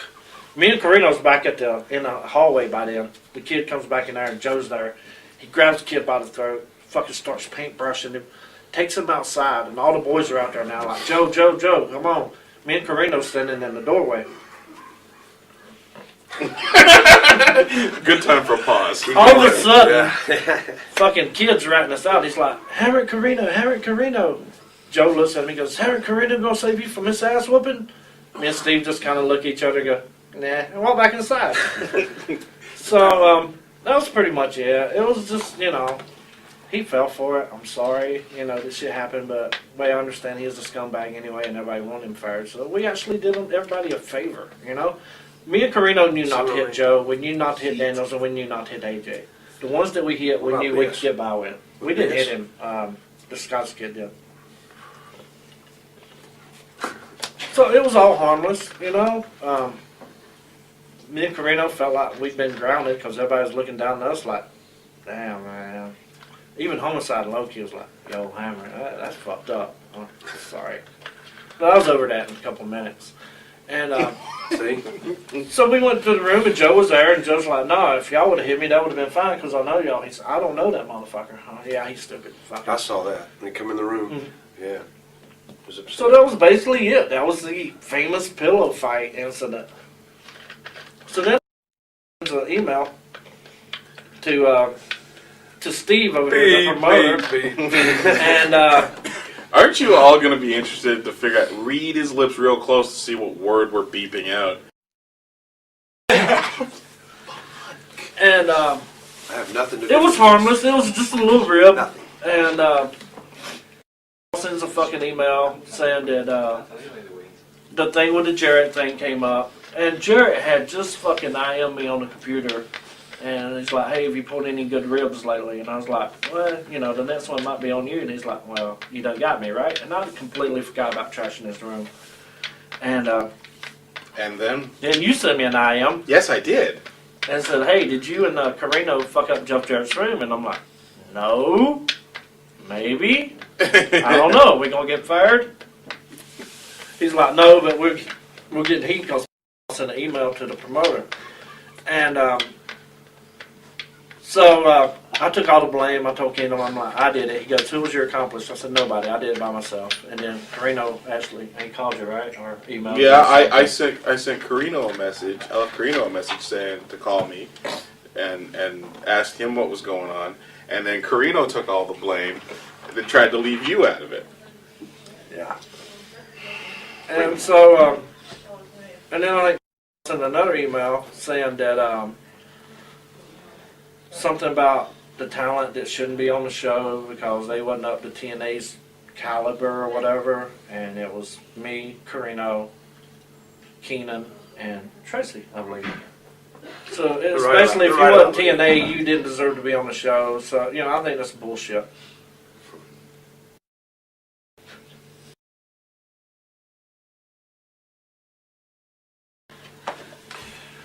Hey, bring Chris Hero, bring Claudio. How do you say his last name? Castanova. I've recognized his matches, and I can't pronounce his name. If you're going to do what you're going to do. Look at this. He stopped in the middle of his... Hero and Claudio, I hope you appreciate this. He stopped in the middle of his shoot interview and fucking put you over to get you booked here. Yeah. Well, they're good enough to be here. They're real good. He's burying you. Never go. There's a lot more, too. So if there's a lot more like them out there, and you know that. So you'd like to see them get a chance. There's lots of guys. There's lots of guys I'd love to see over here. Uh-huh. Okay, so back to Yeah. like I said, my heat with him is, this is what I do for a living. This is how I feed my girl, and I got a little baby on the way. And for that's When did she do? March 23rd. Really? Yeah. All right, man. Yeah. And so for him to sit up there in that office at TNA, doing whatever the fuck he's doing, or whatever, and to send, try to get me fired from this because of a harmless prank is complete bullshit. Fuck him. Well, you know what? Let me go back. Let me go back. Hold on for a second. Let me go back. You were in TNA at one point. Yeah. Under the hood as Crimson Dragon, Yeah. which was basically your regular Chris Hamrick outfit without the Chris Hamrick logos on it. Here's the deal and on a that. mask. I went and did my tryout match, and Jerry Jarrett really liked me, and Bob Ryder came up to me and goes, Jarrett's been looking for luchadors. That's before they brought in Conan and all them other guys. Mm-hmm. And he goes, with your moves, you would be perfect. He said, would you be offended to wearing the outfit? And I went, am I getting paid? He goes, yeah. No. Well, fuck no. I'll valet park if you got enough money. So they told me, Bob Ryder called me Monday, and he goes, oh, by the way, we have you booked Wednesday. He goes, don't worry about the outfit. We'll take care of it. I said, okay, cool. So I get there, and they had easy money to make me a red pleather outfit, just like the one I wear, just didn't have my name on it, and a white mask. And I'm like, fucking Ray Charles could tell this was me, So I worked AJ and Jorge Estrada in three-way. We had a real good match, and they had me back next week working Sonny Siaki. Well, I called High Spots and had them to make me a lucha outfit, and I got it that Wednesday, and I put Siaki over like $1 million, and they never brought me back. You still got that outfit? Yep.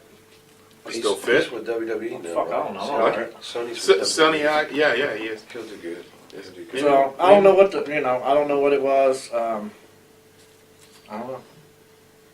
Did you hit some? Hey, this is no lie. At the Hardcore Homecoming, Bob Ryder and Scott Demore come to me, and I was flattered that they did because I never thought I'd get a chance, to do it again. It was just glad to be working. I was just thrilled. I really was, because I got out and I didn't think I'd ever get back in, but about possibly doing that as a trainer and an agent, and possibly work or manage or do all or whatever. I said, I'll do whatever y'all want, and they talked about it and threw it around, and then we did the ECW pay-per-view, and I stayed in contact with them, and then I didn't get it. That happens. There's a lot of guys qualified out there to do it and just to be in there with them again, and as you say, in the mix was cool.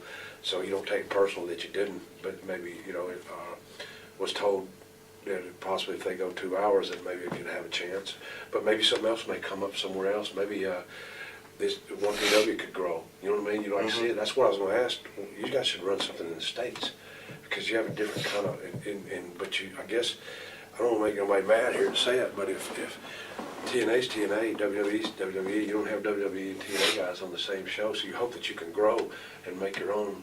Where you know what I mean, and feature who you want. And that's why when I say guys like Chris Hero, and I say Claudio Castanova, and I say Colt Cabana, you know what I mean? I see Ace Steel over there. I see Chris Michaels. I don't know if you know who he is. Yeah. He's some guy, really good. I say Chase Stevens, but he's with TNA. So I mean, I don't mean that, but they're going to run more shows. Well, maybe you build your own boys. There's a lot of these English kids. Chad Collier, you know him? Oh, yeah, I know. man. But a lot of these English kids, and I don't know a lot of them's names, but I watch them in the dark matches, and man, they're hungry. They're all good guys. I come over to work for another group we did called Brawl, and met a lot of good guys. And I know Brookside. Why is Robbie Brookside not on these shows? What is up with that? Somebody tell him. I mean, he is fantastic. He's one of the best in the world. He taught Regal and that kind of thing. I mean, because you have some English guy. What's his, Alex Shane? You guys know him? Alex Shane. Yeah, Alex. Alex runs and you have FWA. them, if you're running your country, you gotta have, like that kid, Harry Smith, he's an English kid, right? So, maybe eventually it can get to like that, then you elevate them and put them in with guys, from the States, and put them right there in there with programs with them, not necessarily have your own against Oh your yeah, own. Harry's definitely going to be back on FWA. What did you think of Bro? Who? Bro, when we came over here? Oh, well, I mean, he didn't get to advertise much, but you knew that Brian Dixon, I guess he runs every night, right? And has, I don't know much about him. I was supposed to come over, but I know a lot of guys that work for him or have. I know Hero has, and Claudio and Chad, Nigel McGinnis, you guys know him? Nigel, Doug Williams, really good workers. And they're a team in Japan, so you would want them, I mean, that's eventually what you're working, you're going to work We'll be toward. here at Because some point. TNA's growing over here, and they're a separate entity. 1PW is growing over here, especially with you have a 4-hour show before WrestleMania. Man, I don't think y'all realize that's really big, because wrestling in England was a given, man. Those guys worked every day. You knew if you went to England, you better be ready to work. Yeah. They wrestle. You know what I mean? They wrestle. All of them can shoot. All of them can fight. They're all tough, and they're mean motherfuckers. Excuse my language, but they are. You get in the ring with some of them guys, man. You guys ever remember Scott McGee? You remember him? Yeah. Boy, he was good, man. He could have done great. And there's several of them like that. Les Thornton. Oh, I mean, he'd knock your dick in the Man of Thousand. God. But they were, wrestlers. And Finley, of course, he's not from England. Steve Regal, of course. Dave Taylor, you guys know, Brookside. And I think that y'all could run, to me, y'all could run all of Europe. I don't see why you can't. It's hot. It's over, man. Germany, that's hot. Am I right? Ireland, there's a guy who runs over there. If you could link it all together, it's forming the promotion and what they were talking about. It takes all that. But people have to work together and not stab each other and things like it's good. It's business, and you got to be business. And there's strength in numbers, and if you could form it all together, then you could possibly run a tour in the States if you needed to. But there's a lot of places that starve for wrestling, right? I mean, and here's one of them. Yeah. And so you would like to see it grow. And there's a lot of talent. There's no problem with that between the ropes, because there's so many guys, that are not on contract with WWE or TNA that you know of, he knows of, I know of, and these guys do. So you'd like to see it, come to where there's more jobs for the guys, because then you always stay busy. When your run was up, everybody stayed fresh and things like that. But it's just so hard because wrestling's got such a black eye. It's hard to get venues anymore. A lot of times you have to work on it for a while, right? Because somebody screwed it up over here that has no respect for the business. Trashed the building, didn't pay the building rent, or didn't pay the newspaper or radio, and you hear that all the time. And it's usually guys that are non-wrestling people that have no respect. And there's a lot of them. A lot of them. They work from home. Yeah. First time we met was 17 years ago. Oh my God, yeah. What Yeah. happened? Tracy was in Ontario. I'm from Toronto, Canada. And Tracy was in Ontario for a weekend tour of indie shows that this kid had put together. Aaron Weiss or something Something like Weiss. that. In hockey arenas. In hockey, in rinks, arenas in around Northern Ontario. And teaming with Paul Diamond that weekend, all that week. Used to be part of Bad Company, AWA Tag Champs, and he's in WWF. Rockers a lot. Yeah, WWF Under the Hood Kato. as Kato of the Orient Express. And I remember I came in and I did the ring announcing for the last show of that tour. Was in Orangeville, Ontario. And you know who was in the crowd that night? And they'll talk about it. Who's that? Adam Copeland, Edge, Yeah. and Jay Rizzo, Christian Cage. They were in the crowd that night. Hey, I took them the first time they come to the States. This guy, I didn't mean to get off this, but Adam and Kristen. Yeah. And Bo James, I think, brought him in. Yeah, Bo James. They went down there 3-4 days in as the Carolina. Suicide Blondes to tag for Yeah, him. and they showed me videos of them working in Indian reservations, and the ring wasn't as big in this room. It was really small. Tony Candello. Yeah, they canoed to some of them and stuff. They were really Yeah. hungry. And That's the 8 foot they used to call it the midget ring. the guy had one of the shows. He took us back to his house, right? And the guy was Klan, Ku Klux Klan, and these boys never been out of the States. They'd never seen MTV, and I didn't know he was Klan either, man. We went down to that bottom basement. I'm like, oh, I looked at them. We stayed there the night. I think he wrote about it in his book. Yeah. I kind of wanted to forget that, but I mean, that happened. But that tour in Ontario, that last show in Orangeville, It's true. Almost before the show started, probably before the show started, the promoter The last day, grabs right? last day of the Yeah. tour, pay on the last day, pay on the last day, Gone. cash box gone, and guess who got elected to go into the dressing room? 18 years old. Yeah. Fucking tell everybody that the promoter was gone and there was no pay. Yeah. Yeah, and who was it? We worked that night, though, didn't we? Everybody worked. Everybody worked. Everybody worked. Yeah. You know, Yeah. nobody. Lori took care Lori of it. Joyce, Yep. and she had helped put together some of it, helped in the book, and everybody worked. We went back to her And- place and she wrote out checks, didn't Yeah, she? Right? yeah, she covered a lot of the boys because there were a lot of guys up from. There was a crew up from Baltimore, Yeah. and you were up from Tennessee and that, yeah. and that's when we met. That's 1989. that's 17 years Yeah, ago, man. yeah. And It's now, and then we didn't see each other for 10 years. Okay. And it was first ECW show in Buffalo at the Burt Flickinger. Yeah. And from 100 paces, he recognized me. Mhm. And I couldn't believe it. That's fantastic. That's Tracy Smothers. So what do you want out there? Austin Aries. Aries. Get a plug in. Austin Badger man. Austin Aries is out in the hallway, and he has a goiter. He is a maniac. That guy's a madman. I want to party with him. But anyway, what are we talking about? Hey, they can do it, guys. You guys can do it. You guys can be running 4 nights a week, Thursday through Sunday. It takes time to do it. You gotta get. First of all, you gotta do the positive things to even get back in these buildings. You gotta have these guys go talk to them at these schools. You gotta take care of. You gotta get right with these kids, man. If you do that, you can get it turned around. Hey, my son, I just put him through 2 years of military school because when I got divorced, he was with my mom and dad 'cause his mother had drug problems, and that watching Raw messed him up. You know what I mean? And that messed him up. But when you see that, that embarrasses you to be in it. So and you just can't do that. And that's why your ratings drop in half. That's why your houses, sure, they're amused, but they're billionaires anyway. If you guys are doing great, DVD sales, books, and all that, right? I mean, that's the pay-per-views and all that. But you can't go in that direction because it's not.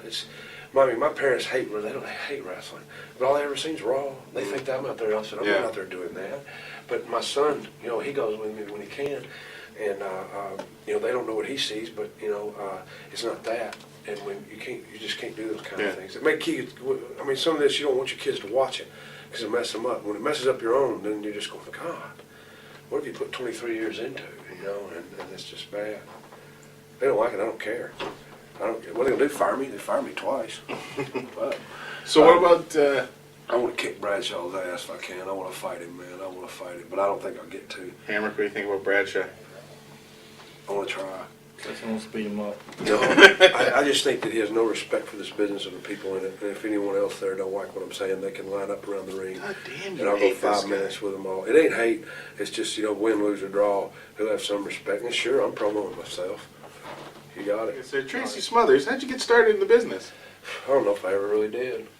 Good night, folks. No, I watched it as a kid growing up, and I watched Nick Goulas. You remember Nick Goulas? Yep. He was like the Vince of the South, and I watched it growing up, and I can remember Bearcat Brown, Jerry Jarrett, Tojo Yamamoto, Dutch Mantel, Jerry Lawler, Bill Dundee, and all them as a little kid, and then Jerry Jarrett separated over from Nick Goulas, and I watched it all through school.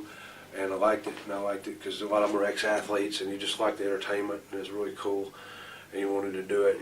We'd be doing spring practice, and we'd running around the gym, and we'd have wrestling, pro wrestling, amateur wrestling meets between the rounds. Guys be out there stretching, and me and Jeff Chapman would be wrestling all through the stand, no psychology or nothing. And then in college, We did it with another guy, Roy Jones, and he was Dick Slater, and I was Buzz Sawyer. You know, we'd watch the Georgia Championship wrestling. I never knew there was any wrestling other than the Jarretts and the Goulas.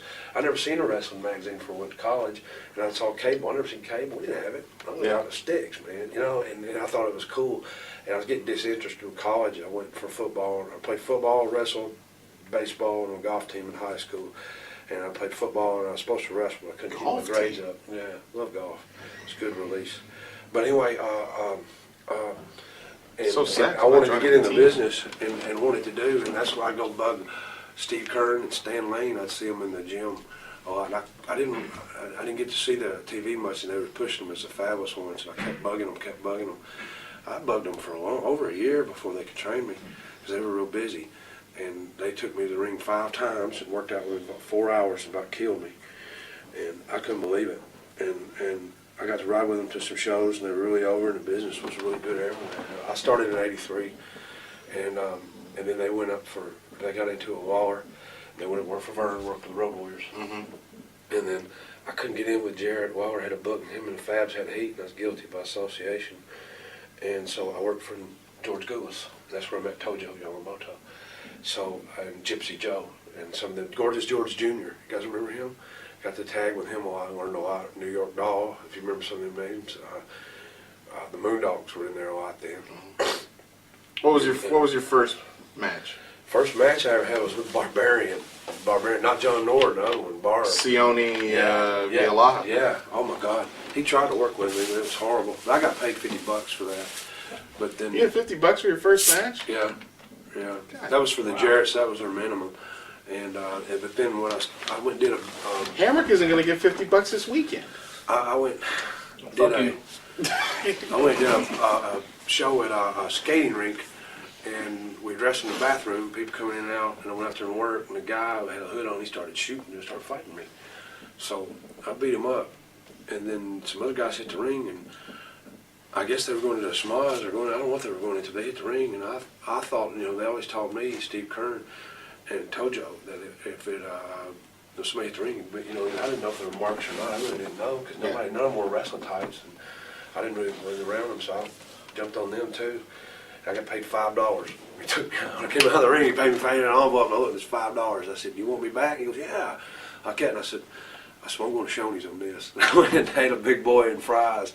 But then with Tojo and them, it'd be about $25. But I'd sell pictures too, and do, and you know, $40, $50, stuff like this, paying your dues and driving. I'd drive for Tojo, and he taught me a lot. And then I started going down to the fairgrounds every week.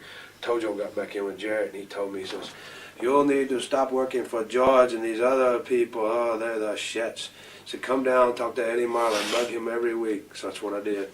And finally, Eddie said he'd use me, and he did that, put me in the ring with I'd worked with Barb already, but he put me in the ring with Kurt Von Hess somewhere. He didn't work with me, and that was horrible. Stuff like that. And then I went back to Independence for a bit, and then I started back to bugging him. And then the Fabs came back, and they got me booked. And then they made me go back to wrestling school for 6 months, every Sunday, with Tojo.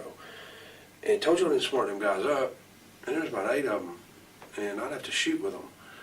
And when we do stuff, pro wrestling stuff, we'd lock up. I mean, really hard. I'm tired, beat up. I'd work my job welding trucks all week, and work about 3 or 4 nights, you know, and didn't really know how to take care of myself. And it hurt. I'd grab a headlock, and if I didn't grab it right, Tojo would hit you in the ear with that kendo stick. He really would.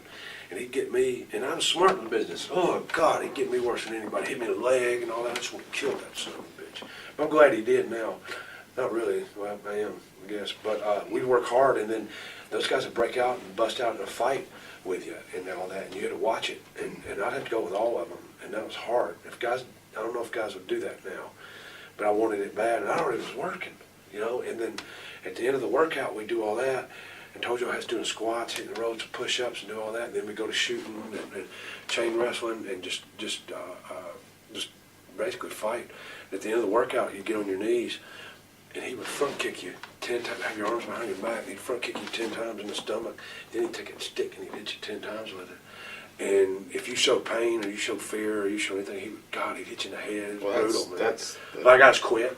He'd get a big down payment from him and he quit. I couldn't quit her. I was done. I was blackballed. I wasn't going to get to work nowhere. Yeah, but that's very Japanese, the way they treat the young boys training. And, yeah. So when I got back to work and I got to work with him, I tried to fucking kill him, man. I tried to kill him. But first time he took me in there to Eddie Morrow and Jerry Jarrett and him were sitting there, and he goes, Jerry, Eddie, I tell you, this kid, I thought he was going to, hook me up, right? And he goes, I tell you, this kid right here, his hookup is bad, his headlock is bad, his punch is very bad, everything he do, his kicks, everything, the shits, bad attitude, thinks everything's a shoot, and that, I'm just going, that's when they booked me with Kurt Von Hess, and I screwed that up. So, but you didn't give it one chance. A lot of times, a lot of guys quit, but they made me do it for 6 months, and I'd walk out of there and I think, oh my God, how am I going to go to work in the morning? I load trucks, and I'd go to the gym and I wouldn't work out. I'd get in the jacuzzi, sauna, the steam room, and I'd go back and forth, all of them, and just try to make it. And I'd work my job 7 to 3:30. I'd have a 30-minute nap at lunch. And I would eat my food real fast, and I'd take me about a 20-minute nap. That was my deal. Because a lot of times I'd work Memphis, say, on a Monday, because I always tell them, give me 2 hours notice, because I quit college to get in the business. And I said, give me 2 hours notice. And Eddie Morrow, and I'd bring my gear with me every day. A lot of times I'd fill in for guys, but I had to drive by myself. And I'd leave from work at, say, 3:30, and hustle to Memphis, get there at 7:30 just in time to get dressed and go to the ring. I was dead, had no fire, they trashed me. One time I drove all the way to Lexington, Lawler didn't let me work. He didn't. I was in there hitting the wall, I was so mad. One time in Evansville, he was, they give young guys a hard time, and did. And, I was really had it in my head to go and just do something about it with him, and told you to talk me out of it. But if I would have done that, I probably wouldn't be here now, wouldn't have been working, because you just couldn't do it. You couldn't. How'd you hook up with the Crockett's? Well, and I worked Which from was, I mean, 83 most to people 86. talk about the NWA. They Yeah. think about Mid-Atlantic. 83 to 86, I worked for Lawler and them, and Jerry Jarrett, and I was part-time. I had my job loading trucks. Then 86, about 6 to 9 months, I worked for Bill Watts, Mid-South. UWF. Buzz Sawyer, learned a lot from him. Dick Slater, Murdoch, Mass Superstar, Bill Eadie. Ted DiBiase was there, Dr. Death, Steve Williams, and Terry Taylor. He was the booker. He gave me my first job. And I was there about 9 months, and then went back to Tennessee. And Sting and Warrior were in there, and they were in Blade Tennessee Runners. before that. Yeah, yeah. And then I went back to Tennessee for about a year. And Don Bass and Dirty Rose, he was one of the assassins with Jody, they gave me a little break and used me all right. And then in '87, I went with Steve Armstrong to Florida, and they did the Southern Boys. And then that's when Crockett come in and bought it. And then we worked for them, and there for 6 months. And from there, I think I went back to Tennessee, and then I went to Continental for a year with Steve, and we started going to Japan for New Japan. Went 4 tours, and about a year and a half. And then in 1990, we went to Atlanta, WCW I was there 2.5 years. And from there, Smoky Mountain, and I'd go to Japan 4 or 5 times a year for IWA, and that was a lot of fun. And then from there, WWF, and I'd get independence around it. And then ECW at 2.5 years, and then did work for Cornette, and he'd get me booked on some house shows and TVs, and Pop and Dreamer get me hooked on some, TVs or whatever in the area, and I'd do independence. And in 2000, I was trainer for about a year, I guess, 9 months, something like that. And then I worked for John Collins for, God, he might got me killed. What was that main event? Yeah, and then I got out. Yeah. So I'm just really, in the 2001, after 9/11. Came back for XPW. Yeah. Chris, what about you? What was your first match? My dad used to run a little independent promotion with a friend of ours, Jerry Bragg. He actually still runs shows. And I can remember, I was such a big Ric Flair mark growing up. And I was going to be a heel. And I was like, oh, I'm going to run my mouth so bad. Everybody's going to hate me, blah, blah. Well, they had to push me through the curtain. I went and I did my match. I didn't say shit. And I came back. And then after that, I did a week-long tour in Oklahoma, which was, pretty fun. And then I came back and I hooked up with Italian Stallion. And I mean, the money wasn't that great, but I was considered like one of his top guys, And then just the Indies, really. And then I did... I used to beg Cornette to bring him in, Smoky Mountain, because he could go. He gave me a concussion. He did. I didn't mean to cut him off, but he always had. You guys, early on, you guys worked Yeah. each other? Yeah, we worked each other a couple times, Yeah. Smoky Mountain. Yeah. Yeah. But that's not the first time you met him, is it? Smoky Mountain? No. You were telling me before we came up here to tape this that you saw. Oh yeah, I ain't never even told you. You never this. told You him pop this? for this. This is awesome. I was in the business, but I still would go to like the Crockett events when they would come to town or whatever. And you and Steve were heels. And I would sit there, and I would sit there in my seat, and I'd be completely quiet until Flair came on, right? I was sitting there, and all of a sudden, you just looked at me, and you did this right here, and it brought me, I'm like, you son of a, oh, he's good. He's good. The only person besides Flair that could pop him. Yeah, he just shot me a birdie, because I was just sitting there minding my own business. I went, what a motherfucker. You son, you know? When you're heel, Yeah, that you was see he. who's gonna And bite how you. old were you? How old were you when that happened? Wow.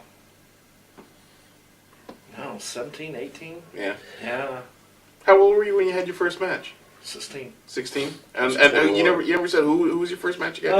I guess a buddy of mine, just a guy named Alvin Melton. Yeah. I just imagine how atrocious it looks, but I mean, it was alright. God, there's not tape existing of it somewhere, I is there? don't think so. I And don't if think there is, so. you're gonna burn it. Yeah, there's definitely no tape. I think it was actually before VCRs and tapes came out. He didn't have heat with everybody then, though, Chris. You know, did he? I He didn't don't have understand the heat. I'm one of the You wanna- nicest guys in the business. You want to know why? know, You no, want to know why listen. you got it? Oh, okay. Here we Listen, go. I'm one of the Defend- nicest. Seriously, defend I am one of the yourself. nicest guys in the business. I don't care to put anybody over. A lot of guys are intimidated to wear me because I was ECW or whatever. So an Indian guy come up and go, man, you know, I'm blah, blah, blah. I was like, dude, if you mess up, I don't care. It's the Indies. This is where people learn. As long as you don't hurt me, I'm cool with it. And like, for example, I did a show for Jack Sabbath up in New York at Queens. They had me working local indie guy, Grim Reaper. And I come in, I'm like, hey, you know, what's the finish? He goes, well, we've been debating on this for like 4 weeks. He goes, we really want to give you a win because it's Queens and ECW and blah, blah, blah. He goes, but we want to put our local guy over too. I said, put your local guy over and let me pile drive him off second rope after the match is over and get my heat back. And he's like, well, that was easy. That's well, all you got to do is ask me. I don't care about winning or losing because nobody's going to fucking remember it tomorrow anyway. You know what I'm saying? I just want to go out there and I want to give a good match. And I always do. I always go out there 110%. No, there's no such. So his heat's And I don't not understand No the such heat thing with the as- promoters or whatever because I've never refused to do a fucking job. And I go out there and bust Went my out ass with a lot for of people. You know what I'm saying? girlfriends or wives. Well, things you like know, that. It's part of being the boys. It's not, you know, nothing in the ring. Well, you know. Maybe it's the ribs. Maybe it's the constant ribs. Well, I Maybe it's the got in hours. this business Maybe to it's the have fact fun. you can't He go buried 5 me minutes off fucking For ribbon somewhere. Norm, he gets on the mic, buries me, and look, I was really busy up to the 19th of November. This is no lie, and after that, I was off till 2 days after Thanksgiving. Took a break. Well, I jumped out and ate and did, and I gained 14. I told you about this. Yeah, I yeah, gained we've talked about- 14 yeah. pounds from that point, the 19th till the 2 days after Thanksgiving, and my health was not good. I have a heart murmur, I have sleep apnea, I have a closed valve. I've had so many concussions, and I had went down in Norm's show. I got caught with a ladder, and I couldn't make it. Ain't the best ways now. So 2 days after Thanksgiving, I worked a show Saturday, and I about passed out, and I got bad off. Well, I couldn't make Norm's show the next day. I couldn't do it. I couldn't even get out. I got out of bed, and I threw up, and I had diarrhea, and it was bad. And then I look on the internet the next day, and they replaced me with some young kid, and Chris gets on the mic, and and says, Tracy's off, got car trouble, banging a rat, I don't know, something like that. It's funny and everything, but the marks, they don't know. And then Shirley Doe told me, he And said, then do not Jason- mention Tracy's health condition because we don't want to let You're everybody killing know me. he's in bad condition. I just did what the promoter told me. He said, go out there You're and still killing just me. say something. And I'm reading this on the internet, right? So I called him up and said, Chris, what the fuck is this? But he'll bury ice cream. And then the kid, he said, I got a promising young guy, what's his name? Right there. Jason Cage. And then they had the match, Oh, and he yeah. put him over, and anything kicked him in the butt and threw him out of the Well, ring. I said, I got a kid That's that I heat. think, They got you out of heat. I think the kid's Not so much for me, real I mean, I know good. you know, bother me as much. I think he's the next, superstar in the business. And I Fucking, looked at the that announcer kid's and a I went, fucking wrench. what's his name again? Yeah. What's his name again? That's not cool, because if you're trying to build your own guys, you don't do that, man. Okay? Don't listen to me. Don't listen to me. You're killing me. The other day, I tried to call when you getting booked on one, and he had messed with the guy's wife. So that was extra. Don't matter, right? We're all talking shoot interview. This was in the past. I said, did you or did you not? Look He at said, him I go did. red. That's nice. And that kind of thing. And so that's heat. You have more heat in the sun. That was with one person though, and that was years ago. But another And guy if- over here if that he he's still friends has with heat won't about use it, you or anything to do. He's with if you're there. If he still has heat about me touching And that's your his home. wife. Yeah. You know. You have This more- is your intervention. Hey, Hey, I got in this business to have fun, and you know, and I'm sorry if a harmless little prank or something like that gets me heat, then it does. what about the But time no, when Shirley you? Doe told me to say that about you. What about the time you and Chris Candido did that with the Rock's mask and Yeah, Triple H's? Tell that that was story. What? What's New this? Era Pro for. You've never seen a match? No, New Era Pro. Yeah. That's Eddie Edwards Eddie up Edwards. in Cleveland. He booked me and Candido. I mean, he had a good God bless him. good card. Yeah. He had a really good card. Yeah, Eddie Edwards could put together some good And cards. so actually, the story is J Rock, superstar. Big Daddy of Destruction. Give it up one What time. time? He tried to put Chris in an 8-man tag, and just switching everything around because he wanted to work with Candido. So Chris comes up to me and goes, "Hey, we're not working each other." I went, "Well, shit, we are working each other because it's the only card on the match that's being advertised that's going to happen." So he goes, "Yeah, they got me in there with 7 guys. I don't know." I said, "Nah, fuck that." So I went up there. Chris had his head back in it. I'm working Candido. You know, you've advertised it. He's here. I'm here. Fucking put the match on. So as I'm walking in, on the gimmick tables, I see the big rubber mask that you can put on. Yeah. They have the Rock, Triple H, and the Undertaker. So which ones did you So say? I told Chris, I'm like, "Listen, we'll go out, we'll fight at the gimmick table, we'll each grab a fucking mask, and we'll go back in and we'll It's do great. this shit." So he grabbed Triple H and I grabbed the Rock. So we grab them and we get in the ring and we're looking at the It was mask great. and we're looking at the people and we're looking at the mask and people saying, "Put them on, put them on, Yeah. put them on." Yeah. So we fucking put them on and we do the Rock's moves and Triple H's Yeah. moves and all that You bullshit. spit the water. It You was did the so rock funny bottom, and because, it was great. Marty Jannetty was crying. Yeah. I Yeah, swear to Jannetty God, was in. he was Jannetty was crying. in as a regular for New Eddie. Jack was at back that there time. going, "Y'all motherfuckers are crazy." They stole the show. It was hilarious. Yeah, I mean, it was just because, like, you know, you got 2 ECW guys, so you think, okay, now we're going to get some hardcore shit. Yeah. And you're sitting there going, "The That fuck was did I cool. just see?" I don't know, but it was funny and it was entertaining. Yeah. God bless So Chris Candido. we did it. And when I told Chris, I said, "You know, we should do that." He goes, "That's why I love working you, Hamrick, because, you know, Yeah. you know what you're doing." Because, I mean, you do shit to switch things around, because, like, out of 7 matches, 6 matches are going to be wrestling. It's going to be the same formula, really. You know, it's just different guys, same moves and all that bullshit. So you give them something different. So, I mean, it's wrestling, wrestling, wrestling, and then you laugh your ass off, and then it's back to wrestling. So you give them a variety of shit, you know what I'm saying? Yeah. And it didn't hurt me or Chris at all. You know, everybody loved it, so it was cool. It was great because Chris had his head back in it, and it was a lot of fun. And Yeah, that's he not put even crazy too boy. long ago now. You know what? When I took The it. sad part is I saw Chris a month before he passed away, and we got to talking about the match, and he goes, "Man, is there a tape of that?" I said, "Yes, I have a copy of it." And I actually put it on my new best of tape, Yeah. DVD, and I was going to take it to Chris in Jersey that Saturday, and then he passed away before I could give it to him. Yeah. You know what I think about now when we're working on stuff for 1PW, and I think you know who would be perfect for this spot? It's Chris Candido. Oh, Chris Well, was I can't awesome. have Chris Candido. Dude, you could be in the worst mood ever, He and you always could had just see ways. Chris Can't walk be- in, yeah. and you would start laughing. 'Cause Light up the Yeah. room. he's just so silly. He just light up. He I always had remember- a way of making you feel good. I about remember when I yourself. talked to him in Smoky Mountain. This is before I really ever started traveling and shit. And we was talking about him doing the Indies. I'm like, you know, what do you make on the Indies? He goes, 500.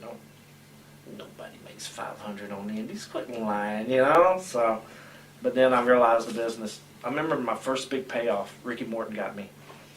I was booked in Tennessee for like $50 for a piece of shit promoter. And I was at Ricky's, and he's like, "Hey, what are you doing Saturday?" And I'm like, "Well, I'm working for Duggar." And he goes, "Well, I was going to see if you want to go with me because Robert's not going to be there." And I was like, nah, I'm already booked. And I got thinking, I'm like, how much money could you give me? He goes, I'll probably get you $150. I'm like, you're lying. Nobody gets $150 for wrestling. So he called up the promoter and he's like, hey, Hamrick has another show, but he'd do it if you gave him more money.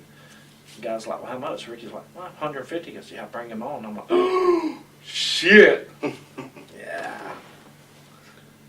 So I figure you're screwed either way in this business because nobody knows you. You're not going to get any money because you're not going to draw anything. You do get a name built for yourself. You get the shit up. Well, I can afford you. So you're screwed either way. So Chris Candido, God bless him. I love Chris Candido. First time I met him was in 1991, and I worked for WCW as a Wildwood, New Jersey, him and Tammy, and he couldn't have been 16, 18, something like that. And he set up, he was so, we got there at 4 o'clock, some reason we got in, because we thought it was a jumping place, but it was out of season. It was in, you know, it's jumping in the summer. It was a real resort area. And so we got there at 4, got there early, and he was setting up the ring. He set it all up by himself, set all the chairs up, the whole building. Tammy did too. And I think they were college students, or maybe in high school or something. Grizzly Smith was agent that night. A lot of guys didn't make it, and they were short of guys, and he had his stuff. I was like, you wrestle? He's like, yeah. I think he said he'd been working like 2 years. His grandpa wrestled. Yeah. And he knew how much he wanted it. And I said, that kid right over there says he works. He goes, I got a son. He goes, I got a grandson older than him, or something like that. He Chris said something. I said, well, he said he'd been working a couple of years. I said, I don't know how he is in the ring. I said, he set everything up here. He was running around everywhere, and he worked that night and did good, and was real thankful for it. And just glad to see him get that chance.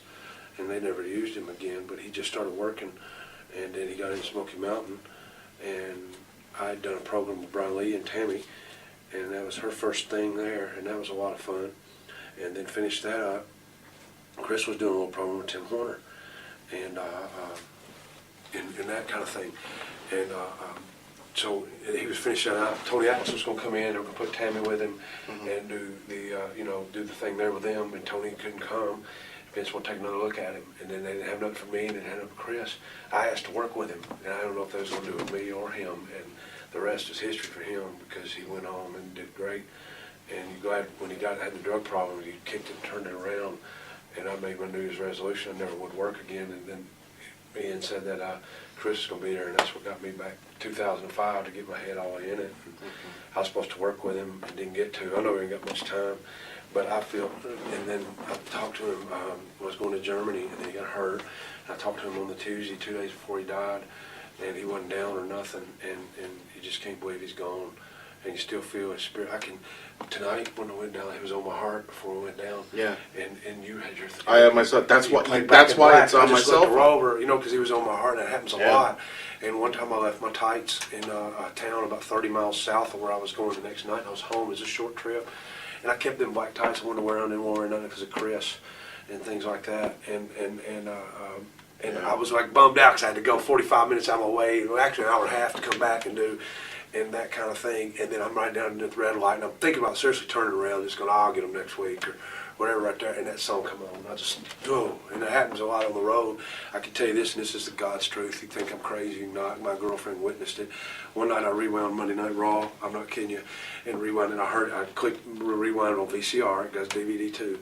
I clicked into rewound to it, I'm going in the bathroom, and then I have a video, it's a tribute, I don't know if you've ever seen it, stuff from IWA, WCW, Smoky Mountain, ECW. The music video tribute to. Have you seen it? Yeah, Really? yeah. Oh, it's great. It's great. And that, I always kept that in. I'd watch it a lot when I did. Well, I rewound it, and I go in the bathroom, and I come right there, and I hear that song. It clicked over from VCR to DVD. 30 minutes before, I just done something, because he had helped me, Tom Pritchard, who Chris loved, and Ricky Morton before he got put in jail. And it was a way I couldn't believe it. I come running back in. I said, that didn't happen. I said, you saw that, right? She said, yeah. I said, I've had some crazy stuff, like that. It just kind of clicked over. Yeah, it clicked over. Yeah. All my kids, it honestly did, and that's heavy. And so you feel like he's an angel. Guys like him. Eddie Guerrero, same way. I knew him since he's 16. He traveled with Hector. You can't believe they're gone. In body, but to always be in spirit, because I'm going to tell you what, and then maybe 20, 30 minutes or something like that, I dropped the VCR, I had it, I was watching Raw, and I just set it on the floor, I think I was sitting down, it clicked over, and it did it again. Then the third time I did it, and Renee turned around like that, and it was like, no, I did it that time. But just the other day, that kid John Thornhill and Matt Holder, who were my witnesses. I was putting it on VCR and did. No, I pushed open and eject to eject what tape was in there, and not been home in a couple of weeks. And then I thought that was in there, and did, but I honestly did on my kids. And pushed open and eject for the DVD, and started loading and playing that video. And then always a lot of times when I'm going to the town, it comes on my heart, and it's like you're feeling and little things. Last comment, because he's just had a way of making you feel great, and it's sad that him and guys like that are gone. I could go on and on, but So Chris, I mean, with Chris, it's purely an accident that what happened to Chris. He broke his leg and it was a staph infection. And I mean, I think if Chris had died 2 years earlier, I don't think anybody would have been surprised. People would have been upset, but nobody would have been surprised because you're almost certain that it would have been, the popular word now is his demons. But he had come so far to clean up his life, to reform his life and his career, and was doing so well. He was. And doing great. And it is purely an accident that happened to him, and he was gone. And I think that's why it's left such a hole. So many people have died in the last few years. Yeah. And I mean, people that since I've known the two of you, since we worked in the XPW, look at the people. Yeah. Wall gone, Jerry Tuitt gone, Bobby Duncombe Jr. That's before that. Louis Piccoli. yeah, Jerry, Eddie, Eddie Guerrero gone, Yeah. Big Dick Dudley, Hawk. Kurt Hennig. yeah, God bless him, a man. lot of people. Hercules Hernandez and Wahoo McDaniel and things like that. And sometimes I'm traveling, I'm real tired. You think about it's weird too, because you pray and you meditate, and it's just like things come to you. Even Eric Acker, promoter in Evansville, that's run shows for 74 years. I can hear him sometimes like, I'm with you, dude. I got thrown in jail, I really did, and my blood pressure medicine I couldn't take, it messed me up. And when I got out, he came on my heart, and it was just like he's coming to me, just like saying, I was right there, why didn't you talk to me? Like he was right there on the throne. It's just, I've had stuff, and man, I know I'm nuts, and I know I've been hit in the head a lot of times, but my girlfriend the other night, I was coming back, and we had a long trip on the Ricky Morton thing, and was led the whole time when we were trying, if you saw that, it was helprickymorton.org, help raise money to get him out of jail because of child support. And he had took care of his kids. He just never sent money to his wife. His dad did. And his ex-wife took $130,000 out of a safe deposit box. I know these things. I experienced it, saw it. And this girl Ricky messed around with, got him caught, screwing around. She was already screwing a guy who was pregnant. The whole time there, little things like that with Chris would happen. Chris just loved Ricky. And he loved him. And he wouldn't like it if you're burying yourself. So don't do it. I'm not being funny, but I say that to Chase Stevens because he has so much talent, and he was with the Naturals. And when I see him, making mistakes, I'll just say that, they shouldn't do, coming to shows, drunk, things like that. I want to say to him that, he would be very proud of me now, because I think like that, and I know that's crazy, but I've had so many supernatural things happen related to him and other guys, and right here, I was looking for the Candido shirt before we did this, and I looked at this. Well, the other night, my girlfriend told me, I said, why were you so livid? Because she gave me my medicine when I was coming through, and I was heading to do the Ricky show in Oklahoma with the other guys, and I was resting and doing. I wasn't in a good way. I got to get it. I've got a cardio echogram. I've got the murmur and all that. I've done the stress test. I've had so much scar tissue around my head that my neurologist just bluntly told me to get out and do, and he honestly did. And my cardiologist was a lot, leaner. He was like, started just looking at me. He knew the condition with that and that, and because I, went down from September 22nd, and I missed more shows than I did. And I thought, gosh, I just pray and I think about it and do it. I'd always feel him, man, and things like that would happen. When that whole thing happened with Ricky, stuff like that would happen. Whenever something with Tom Pritchard, and I had a dream one night. All my kids, I dreamed this, and it was so clear. I'll get back to what my girlfriend did. And I had a dream one night that I was going down the road, and I saw Tom Pritchard over here, and he was talking on the phone.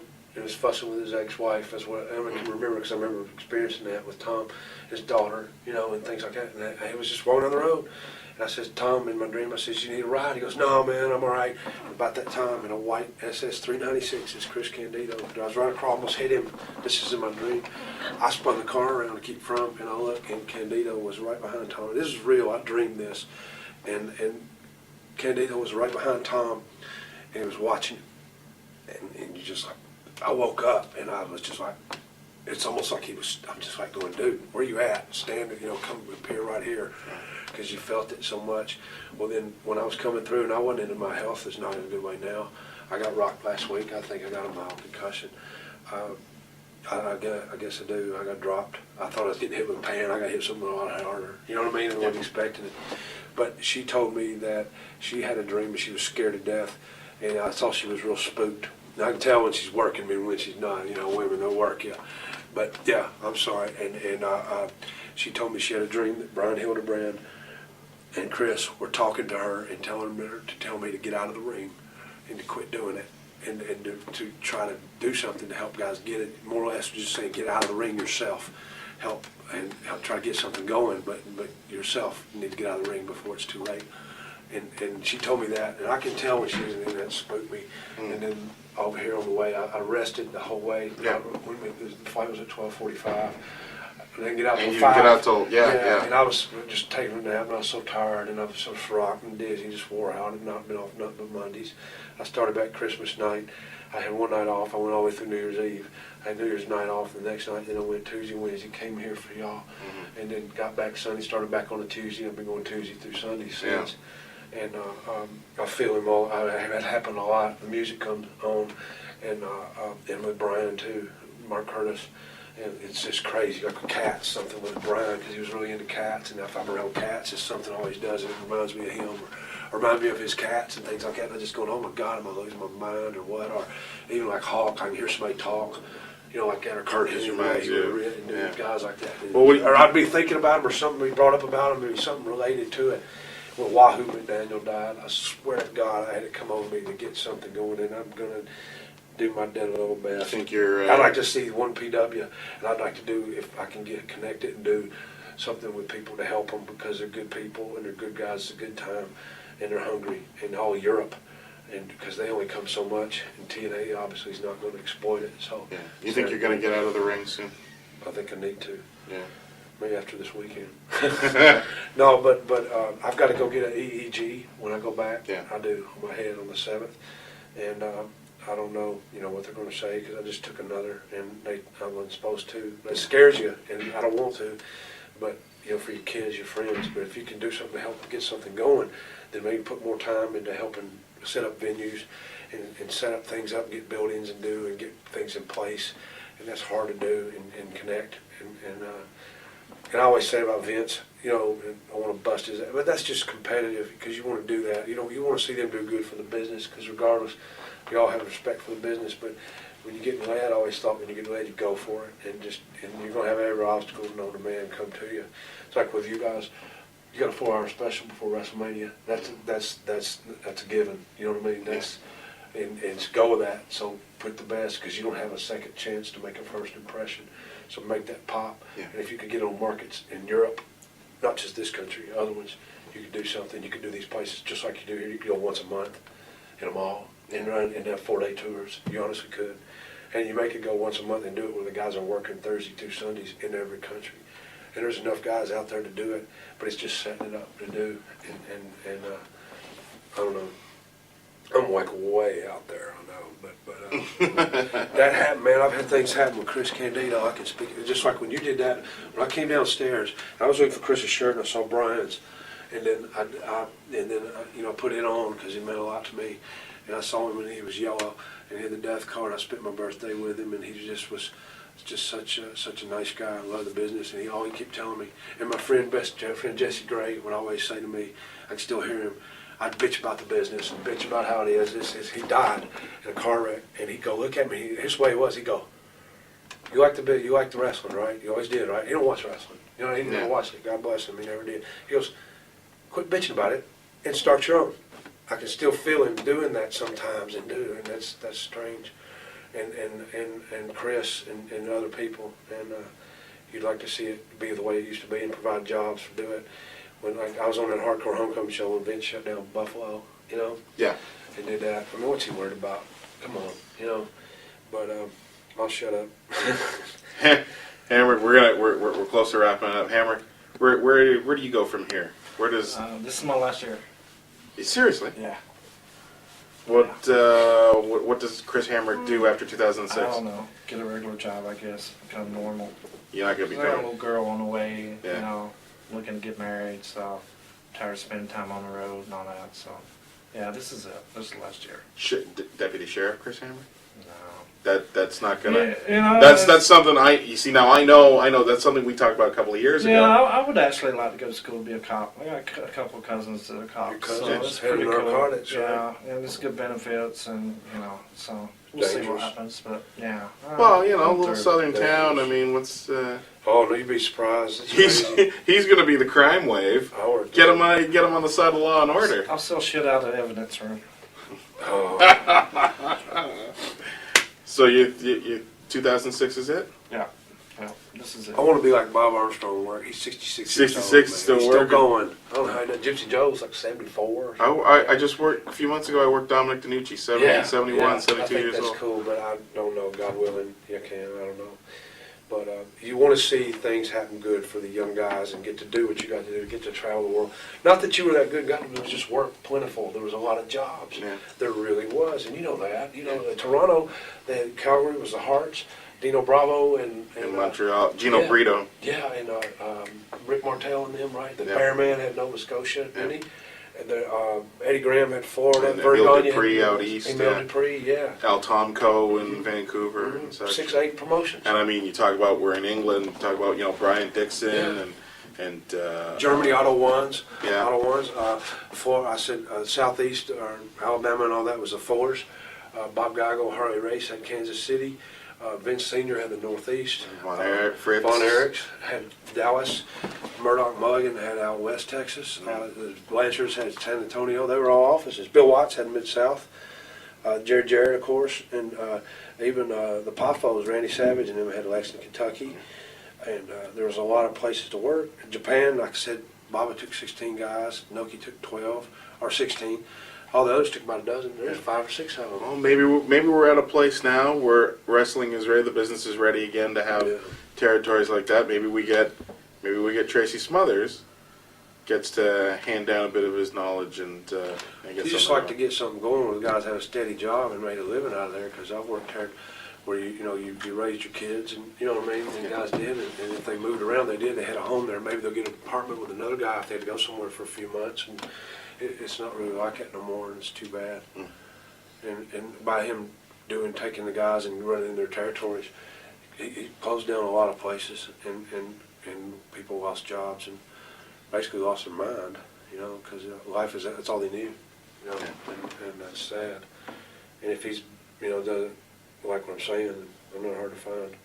I'm not hard to find. He'd go to hell. Hard to find. But I'd like to fight Bradshaw before I finish. Man, I'm gonna follow that. I don't know if I can kick his ass or not, but I'd like to find out. 'Cause it'd help out. Fuck Bradshaw. Number one. Who else, Hamrick? One, get in your last. This is the end of the tape. Get in your last.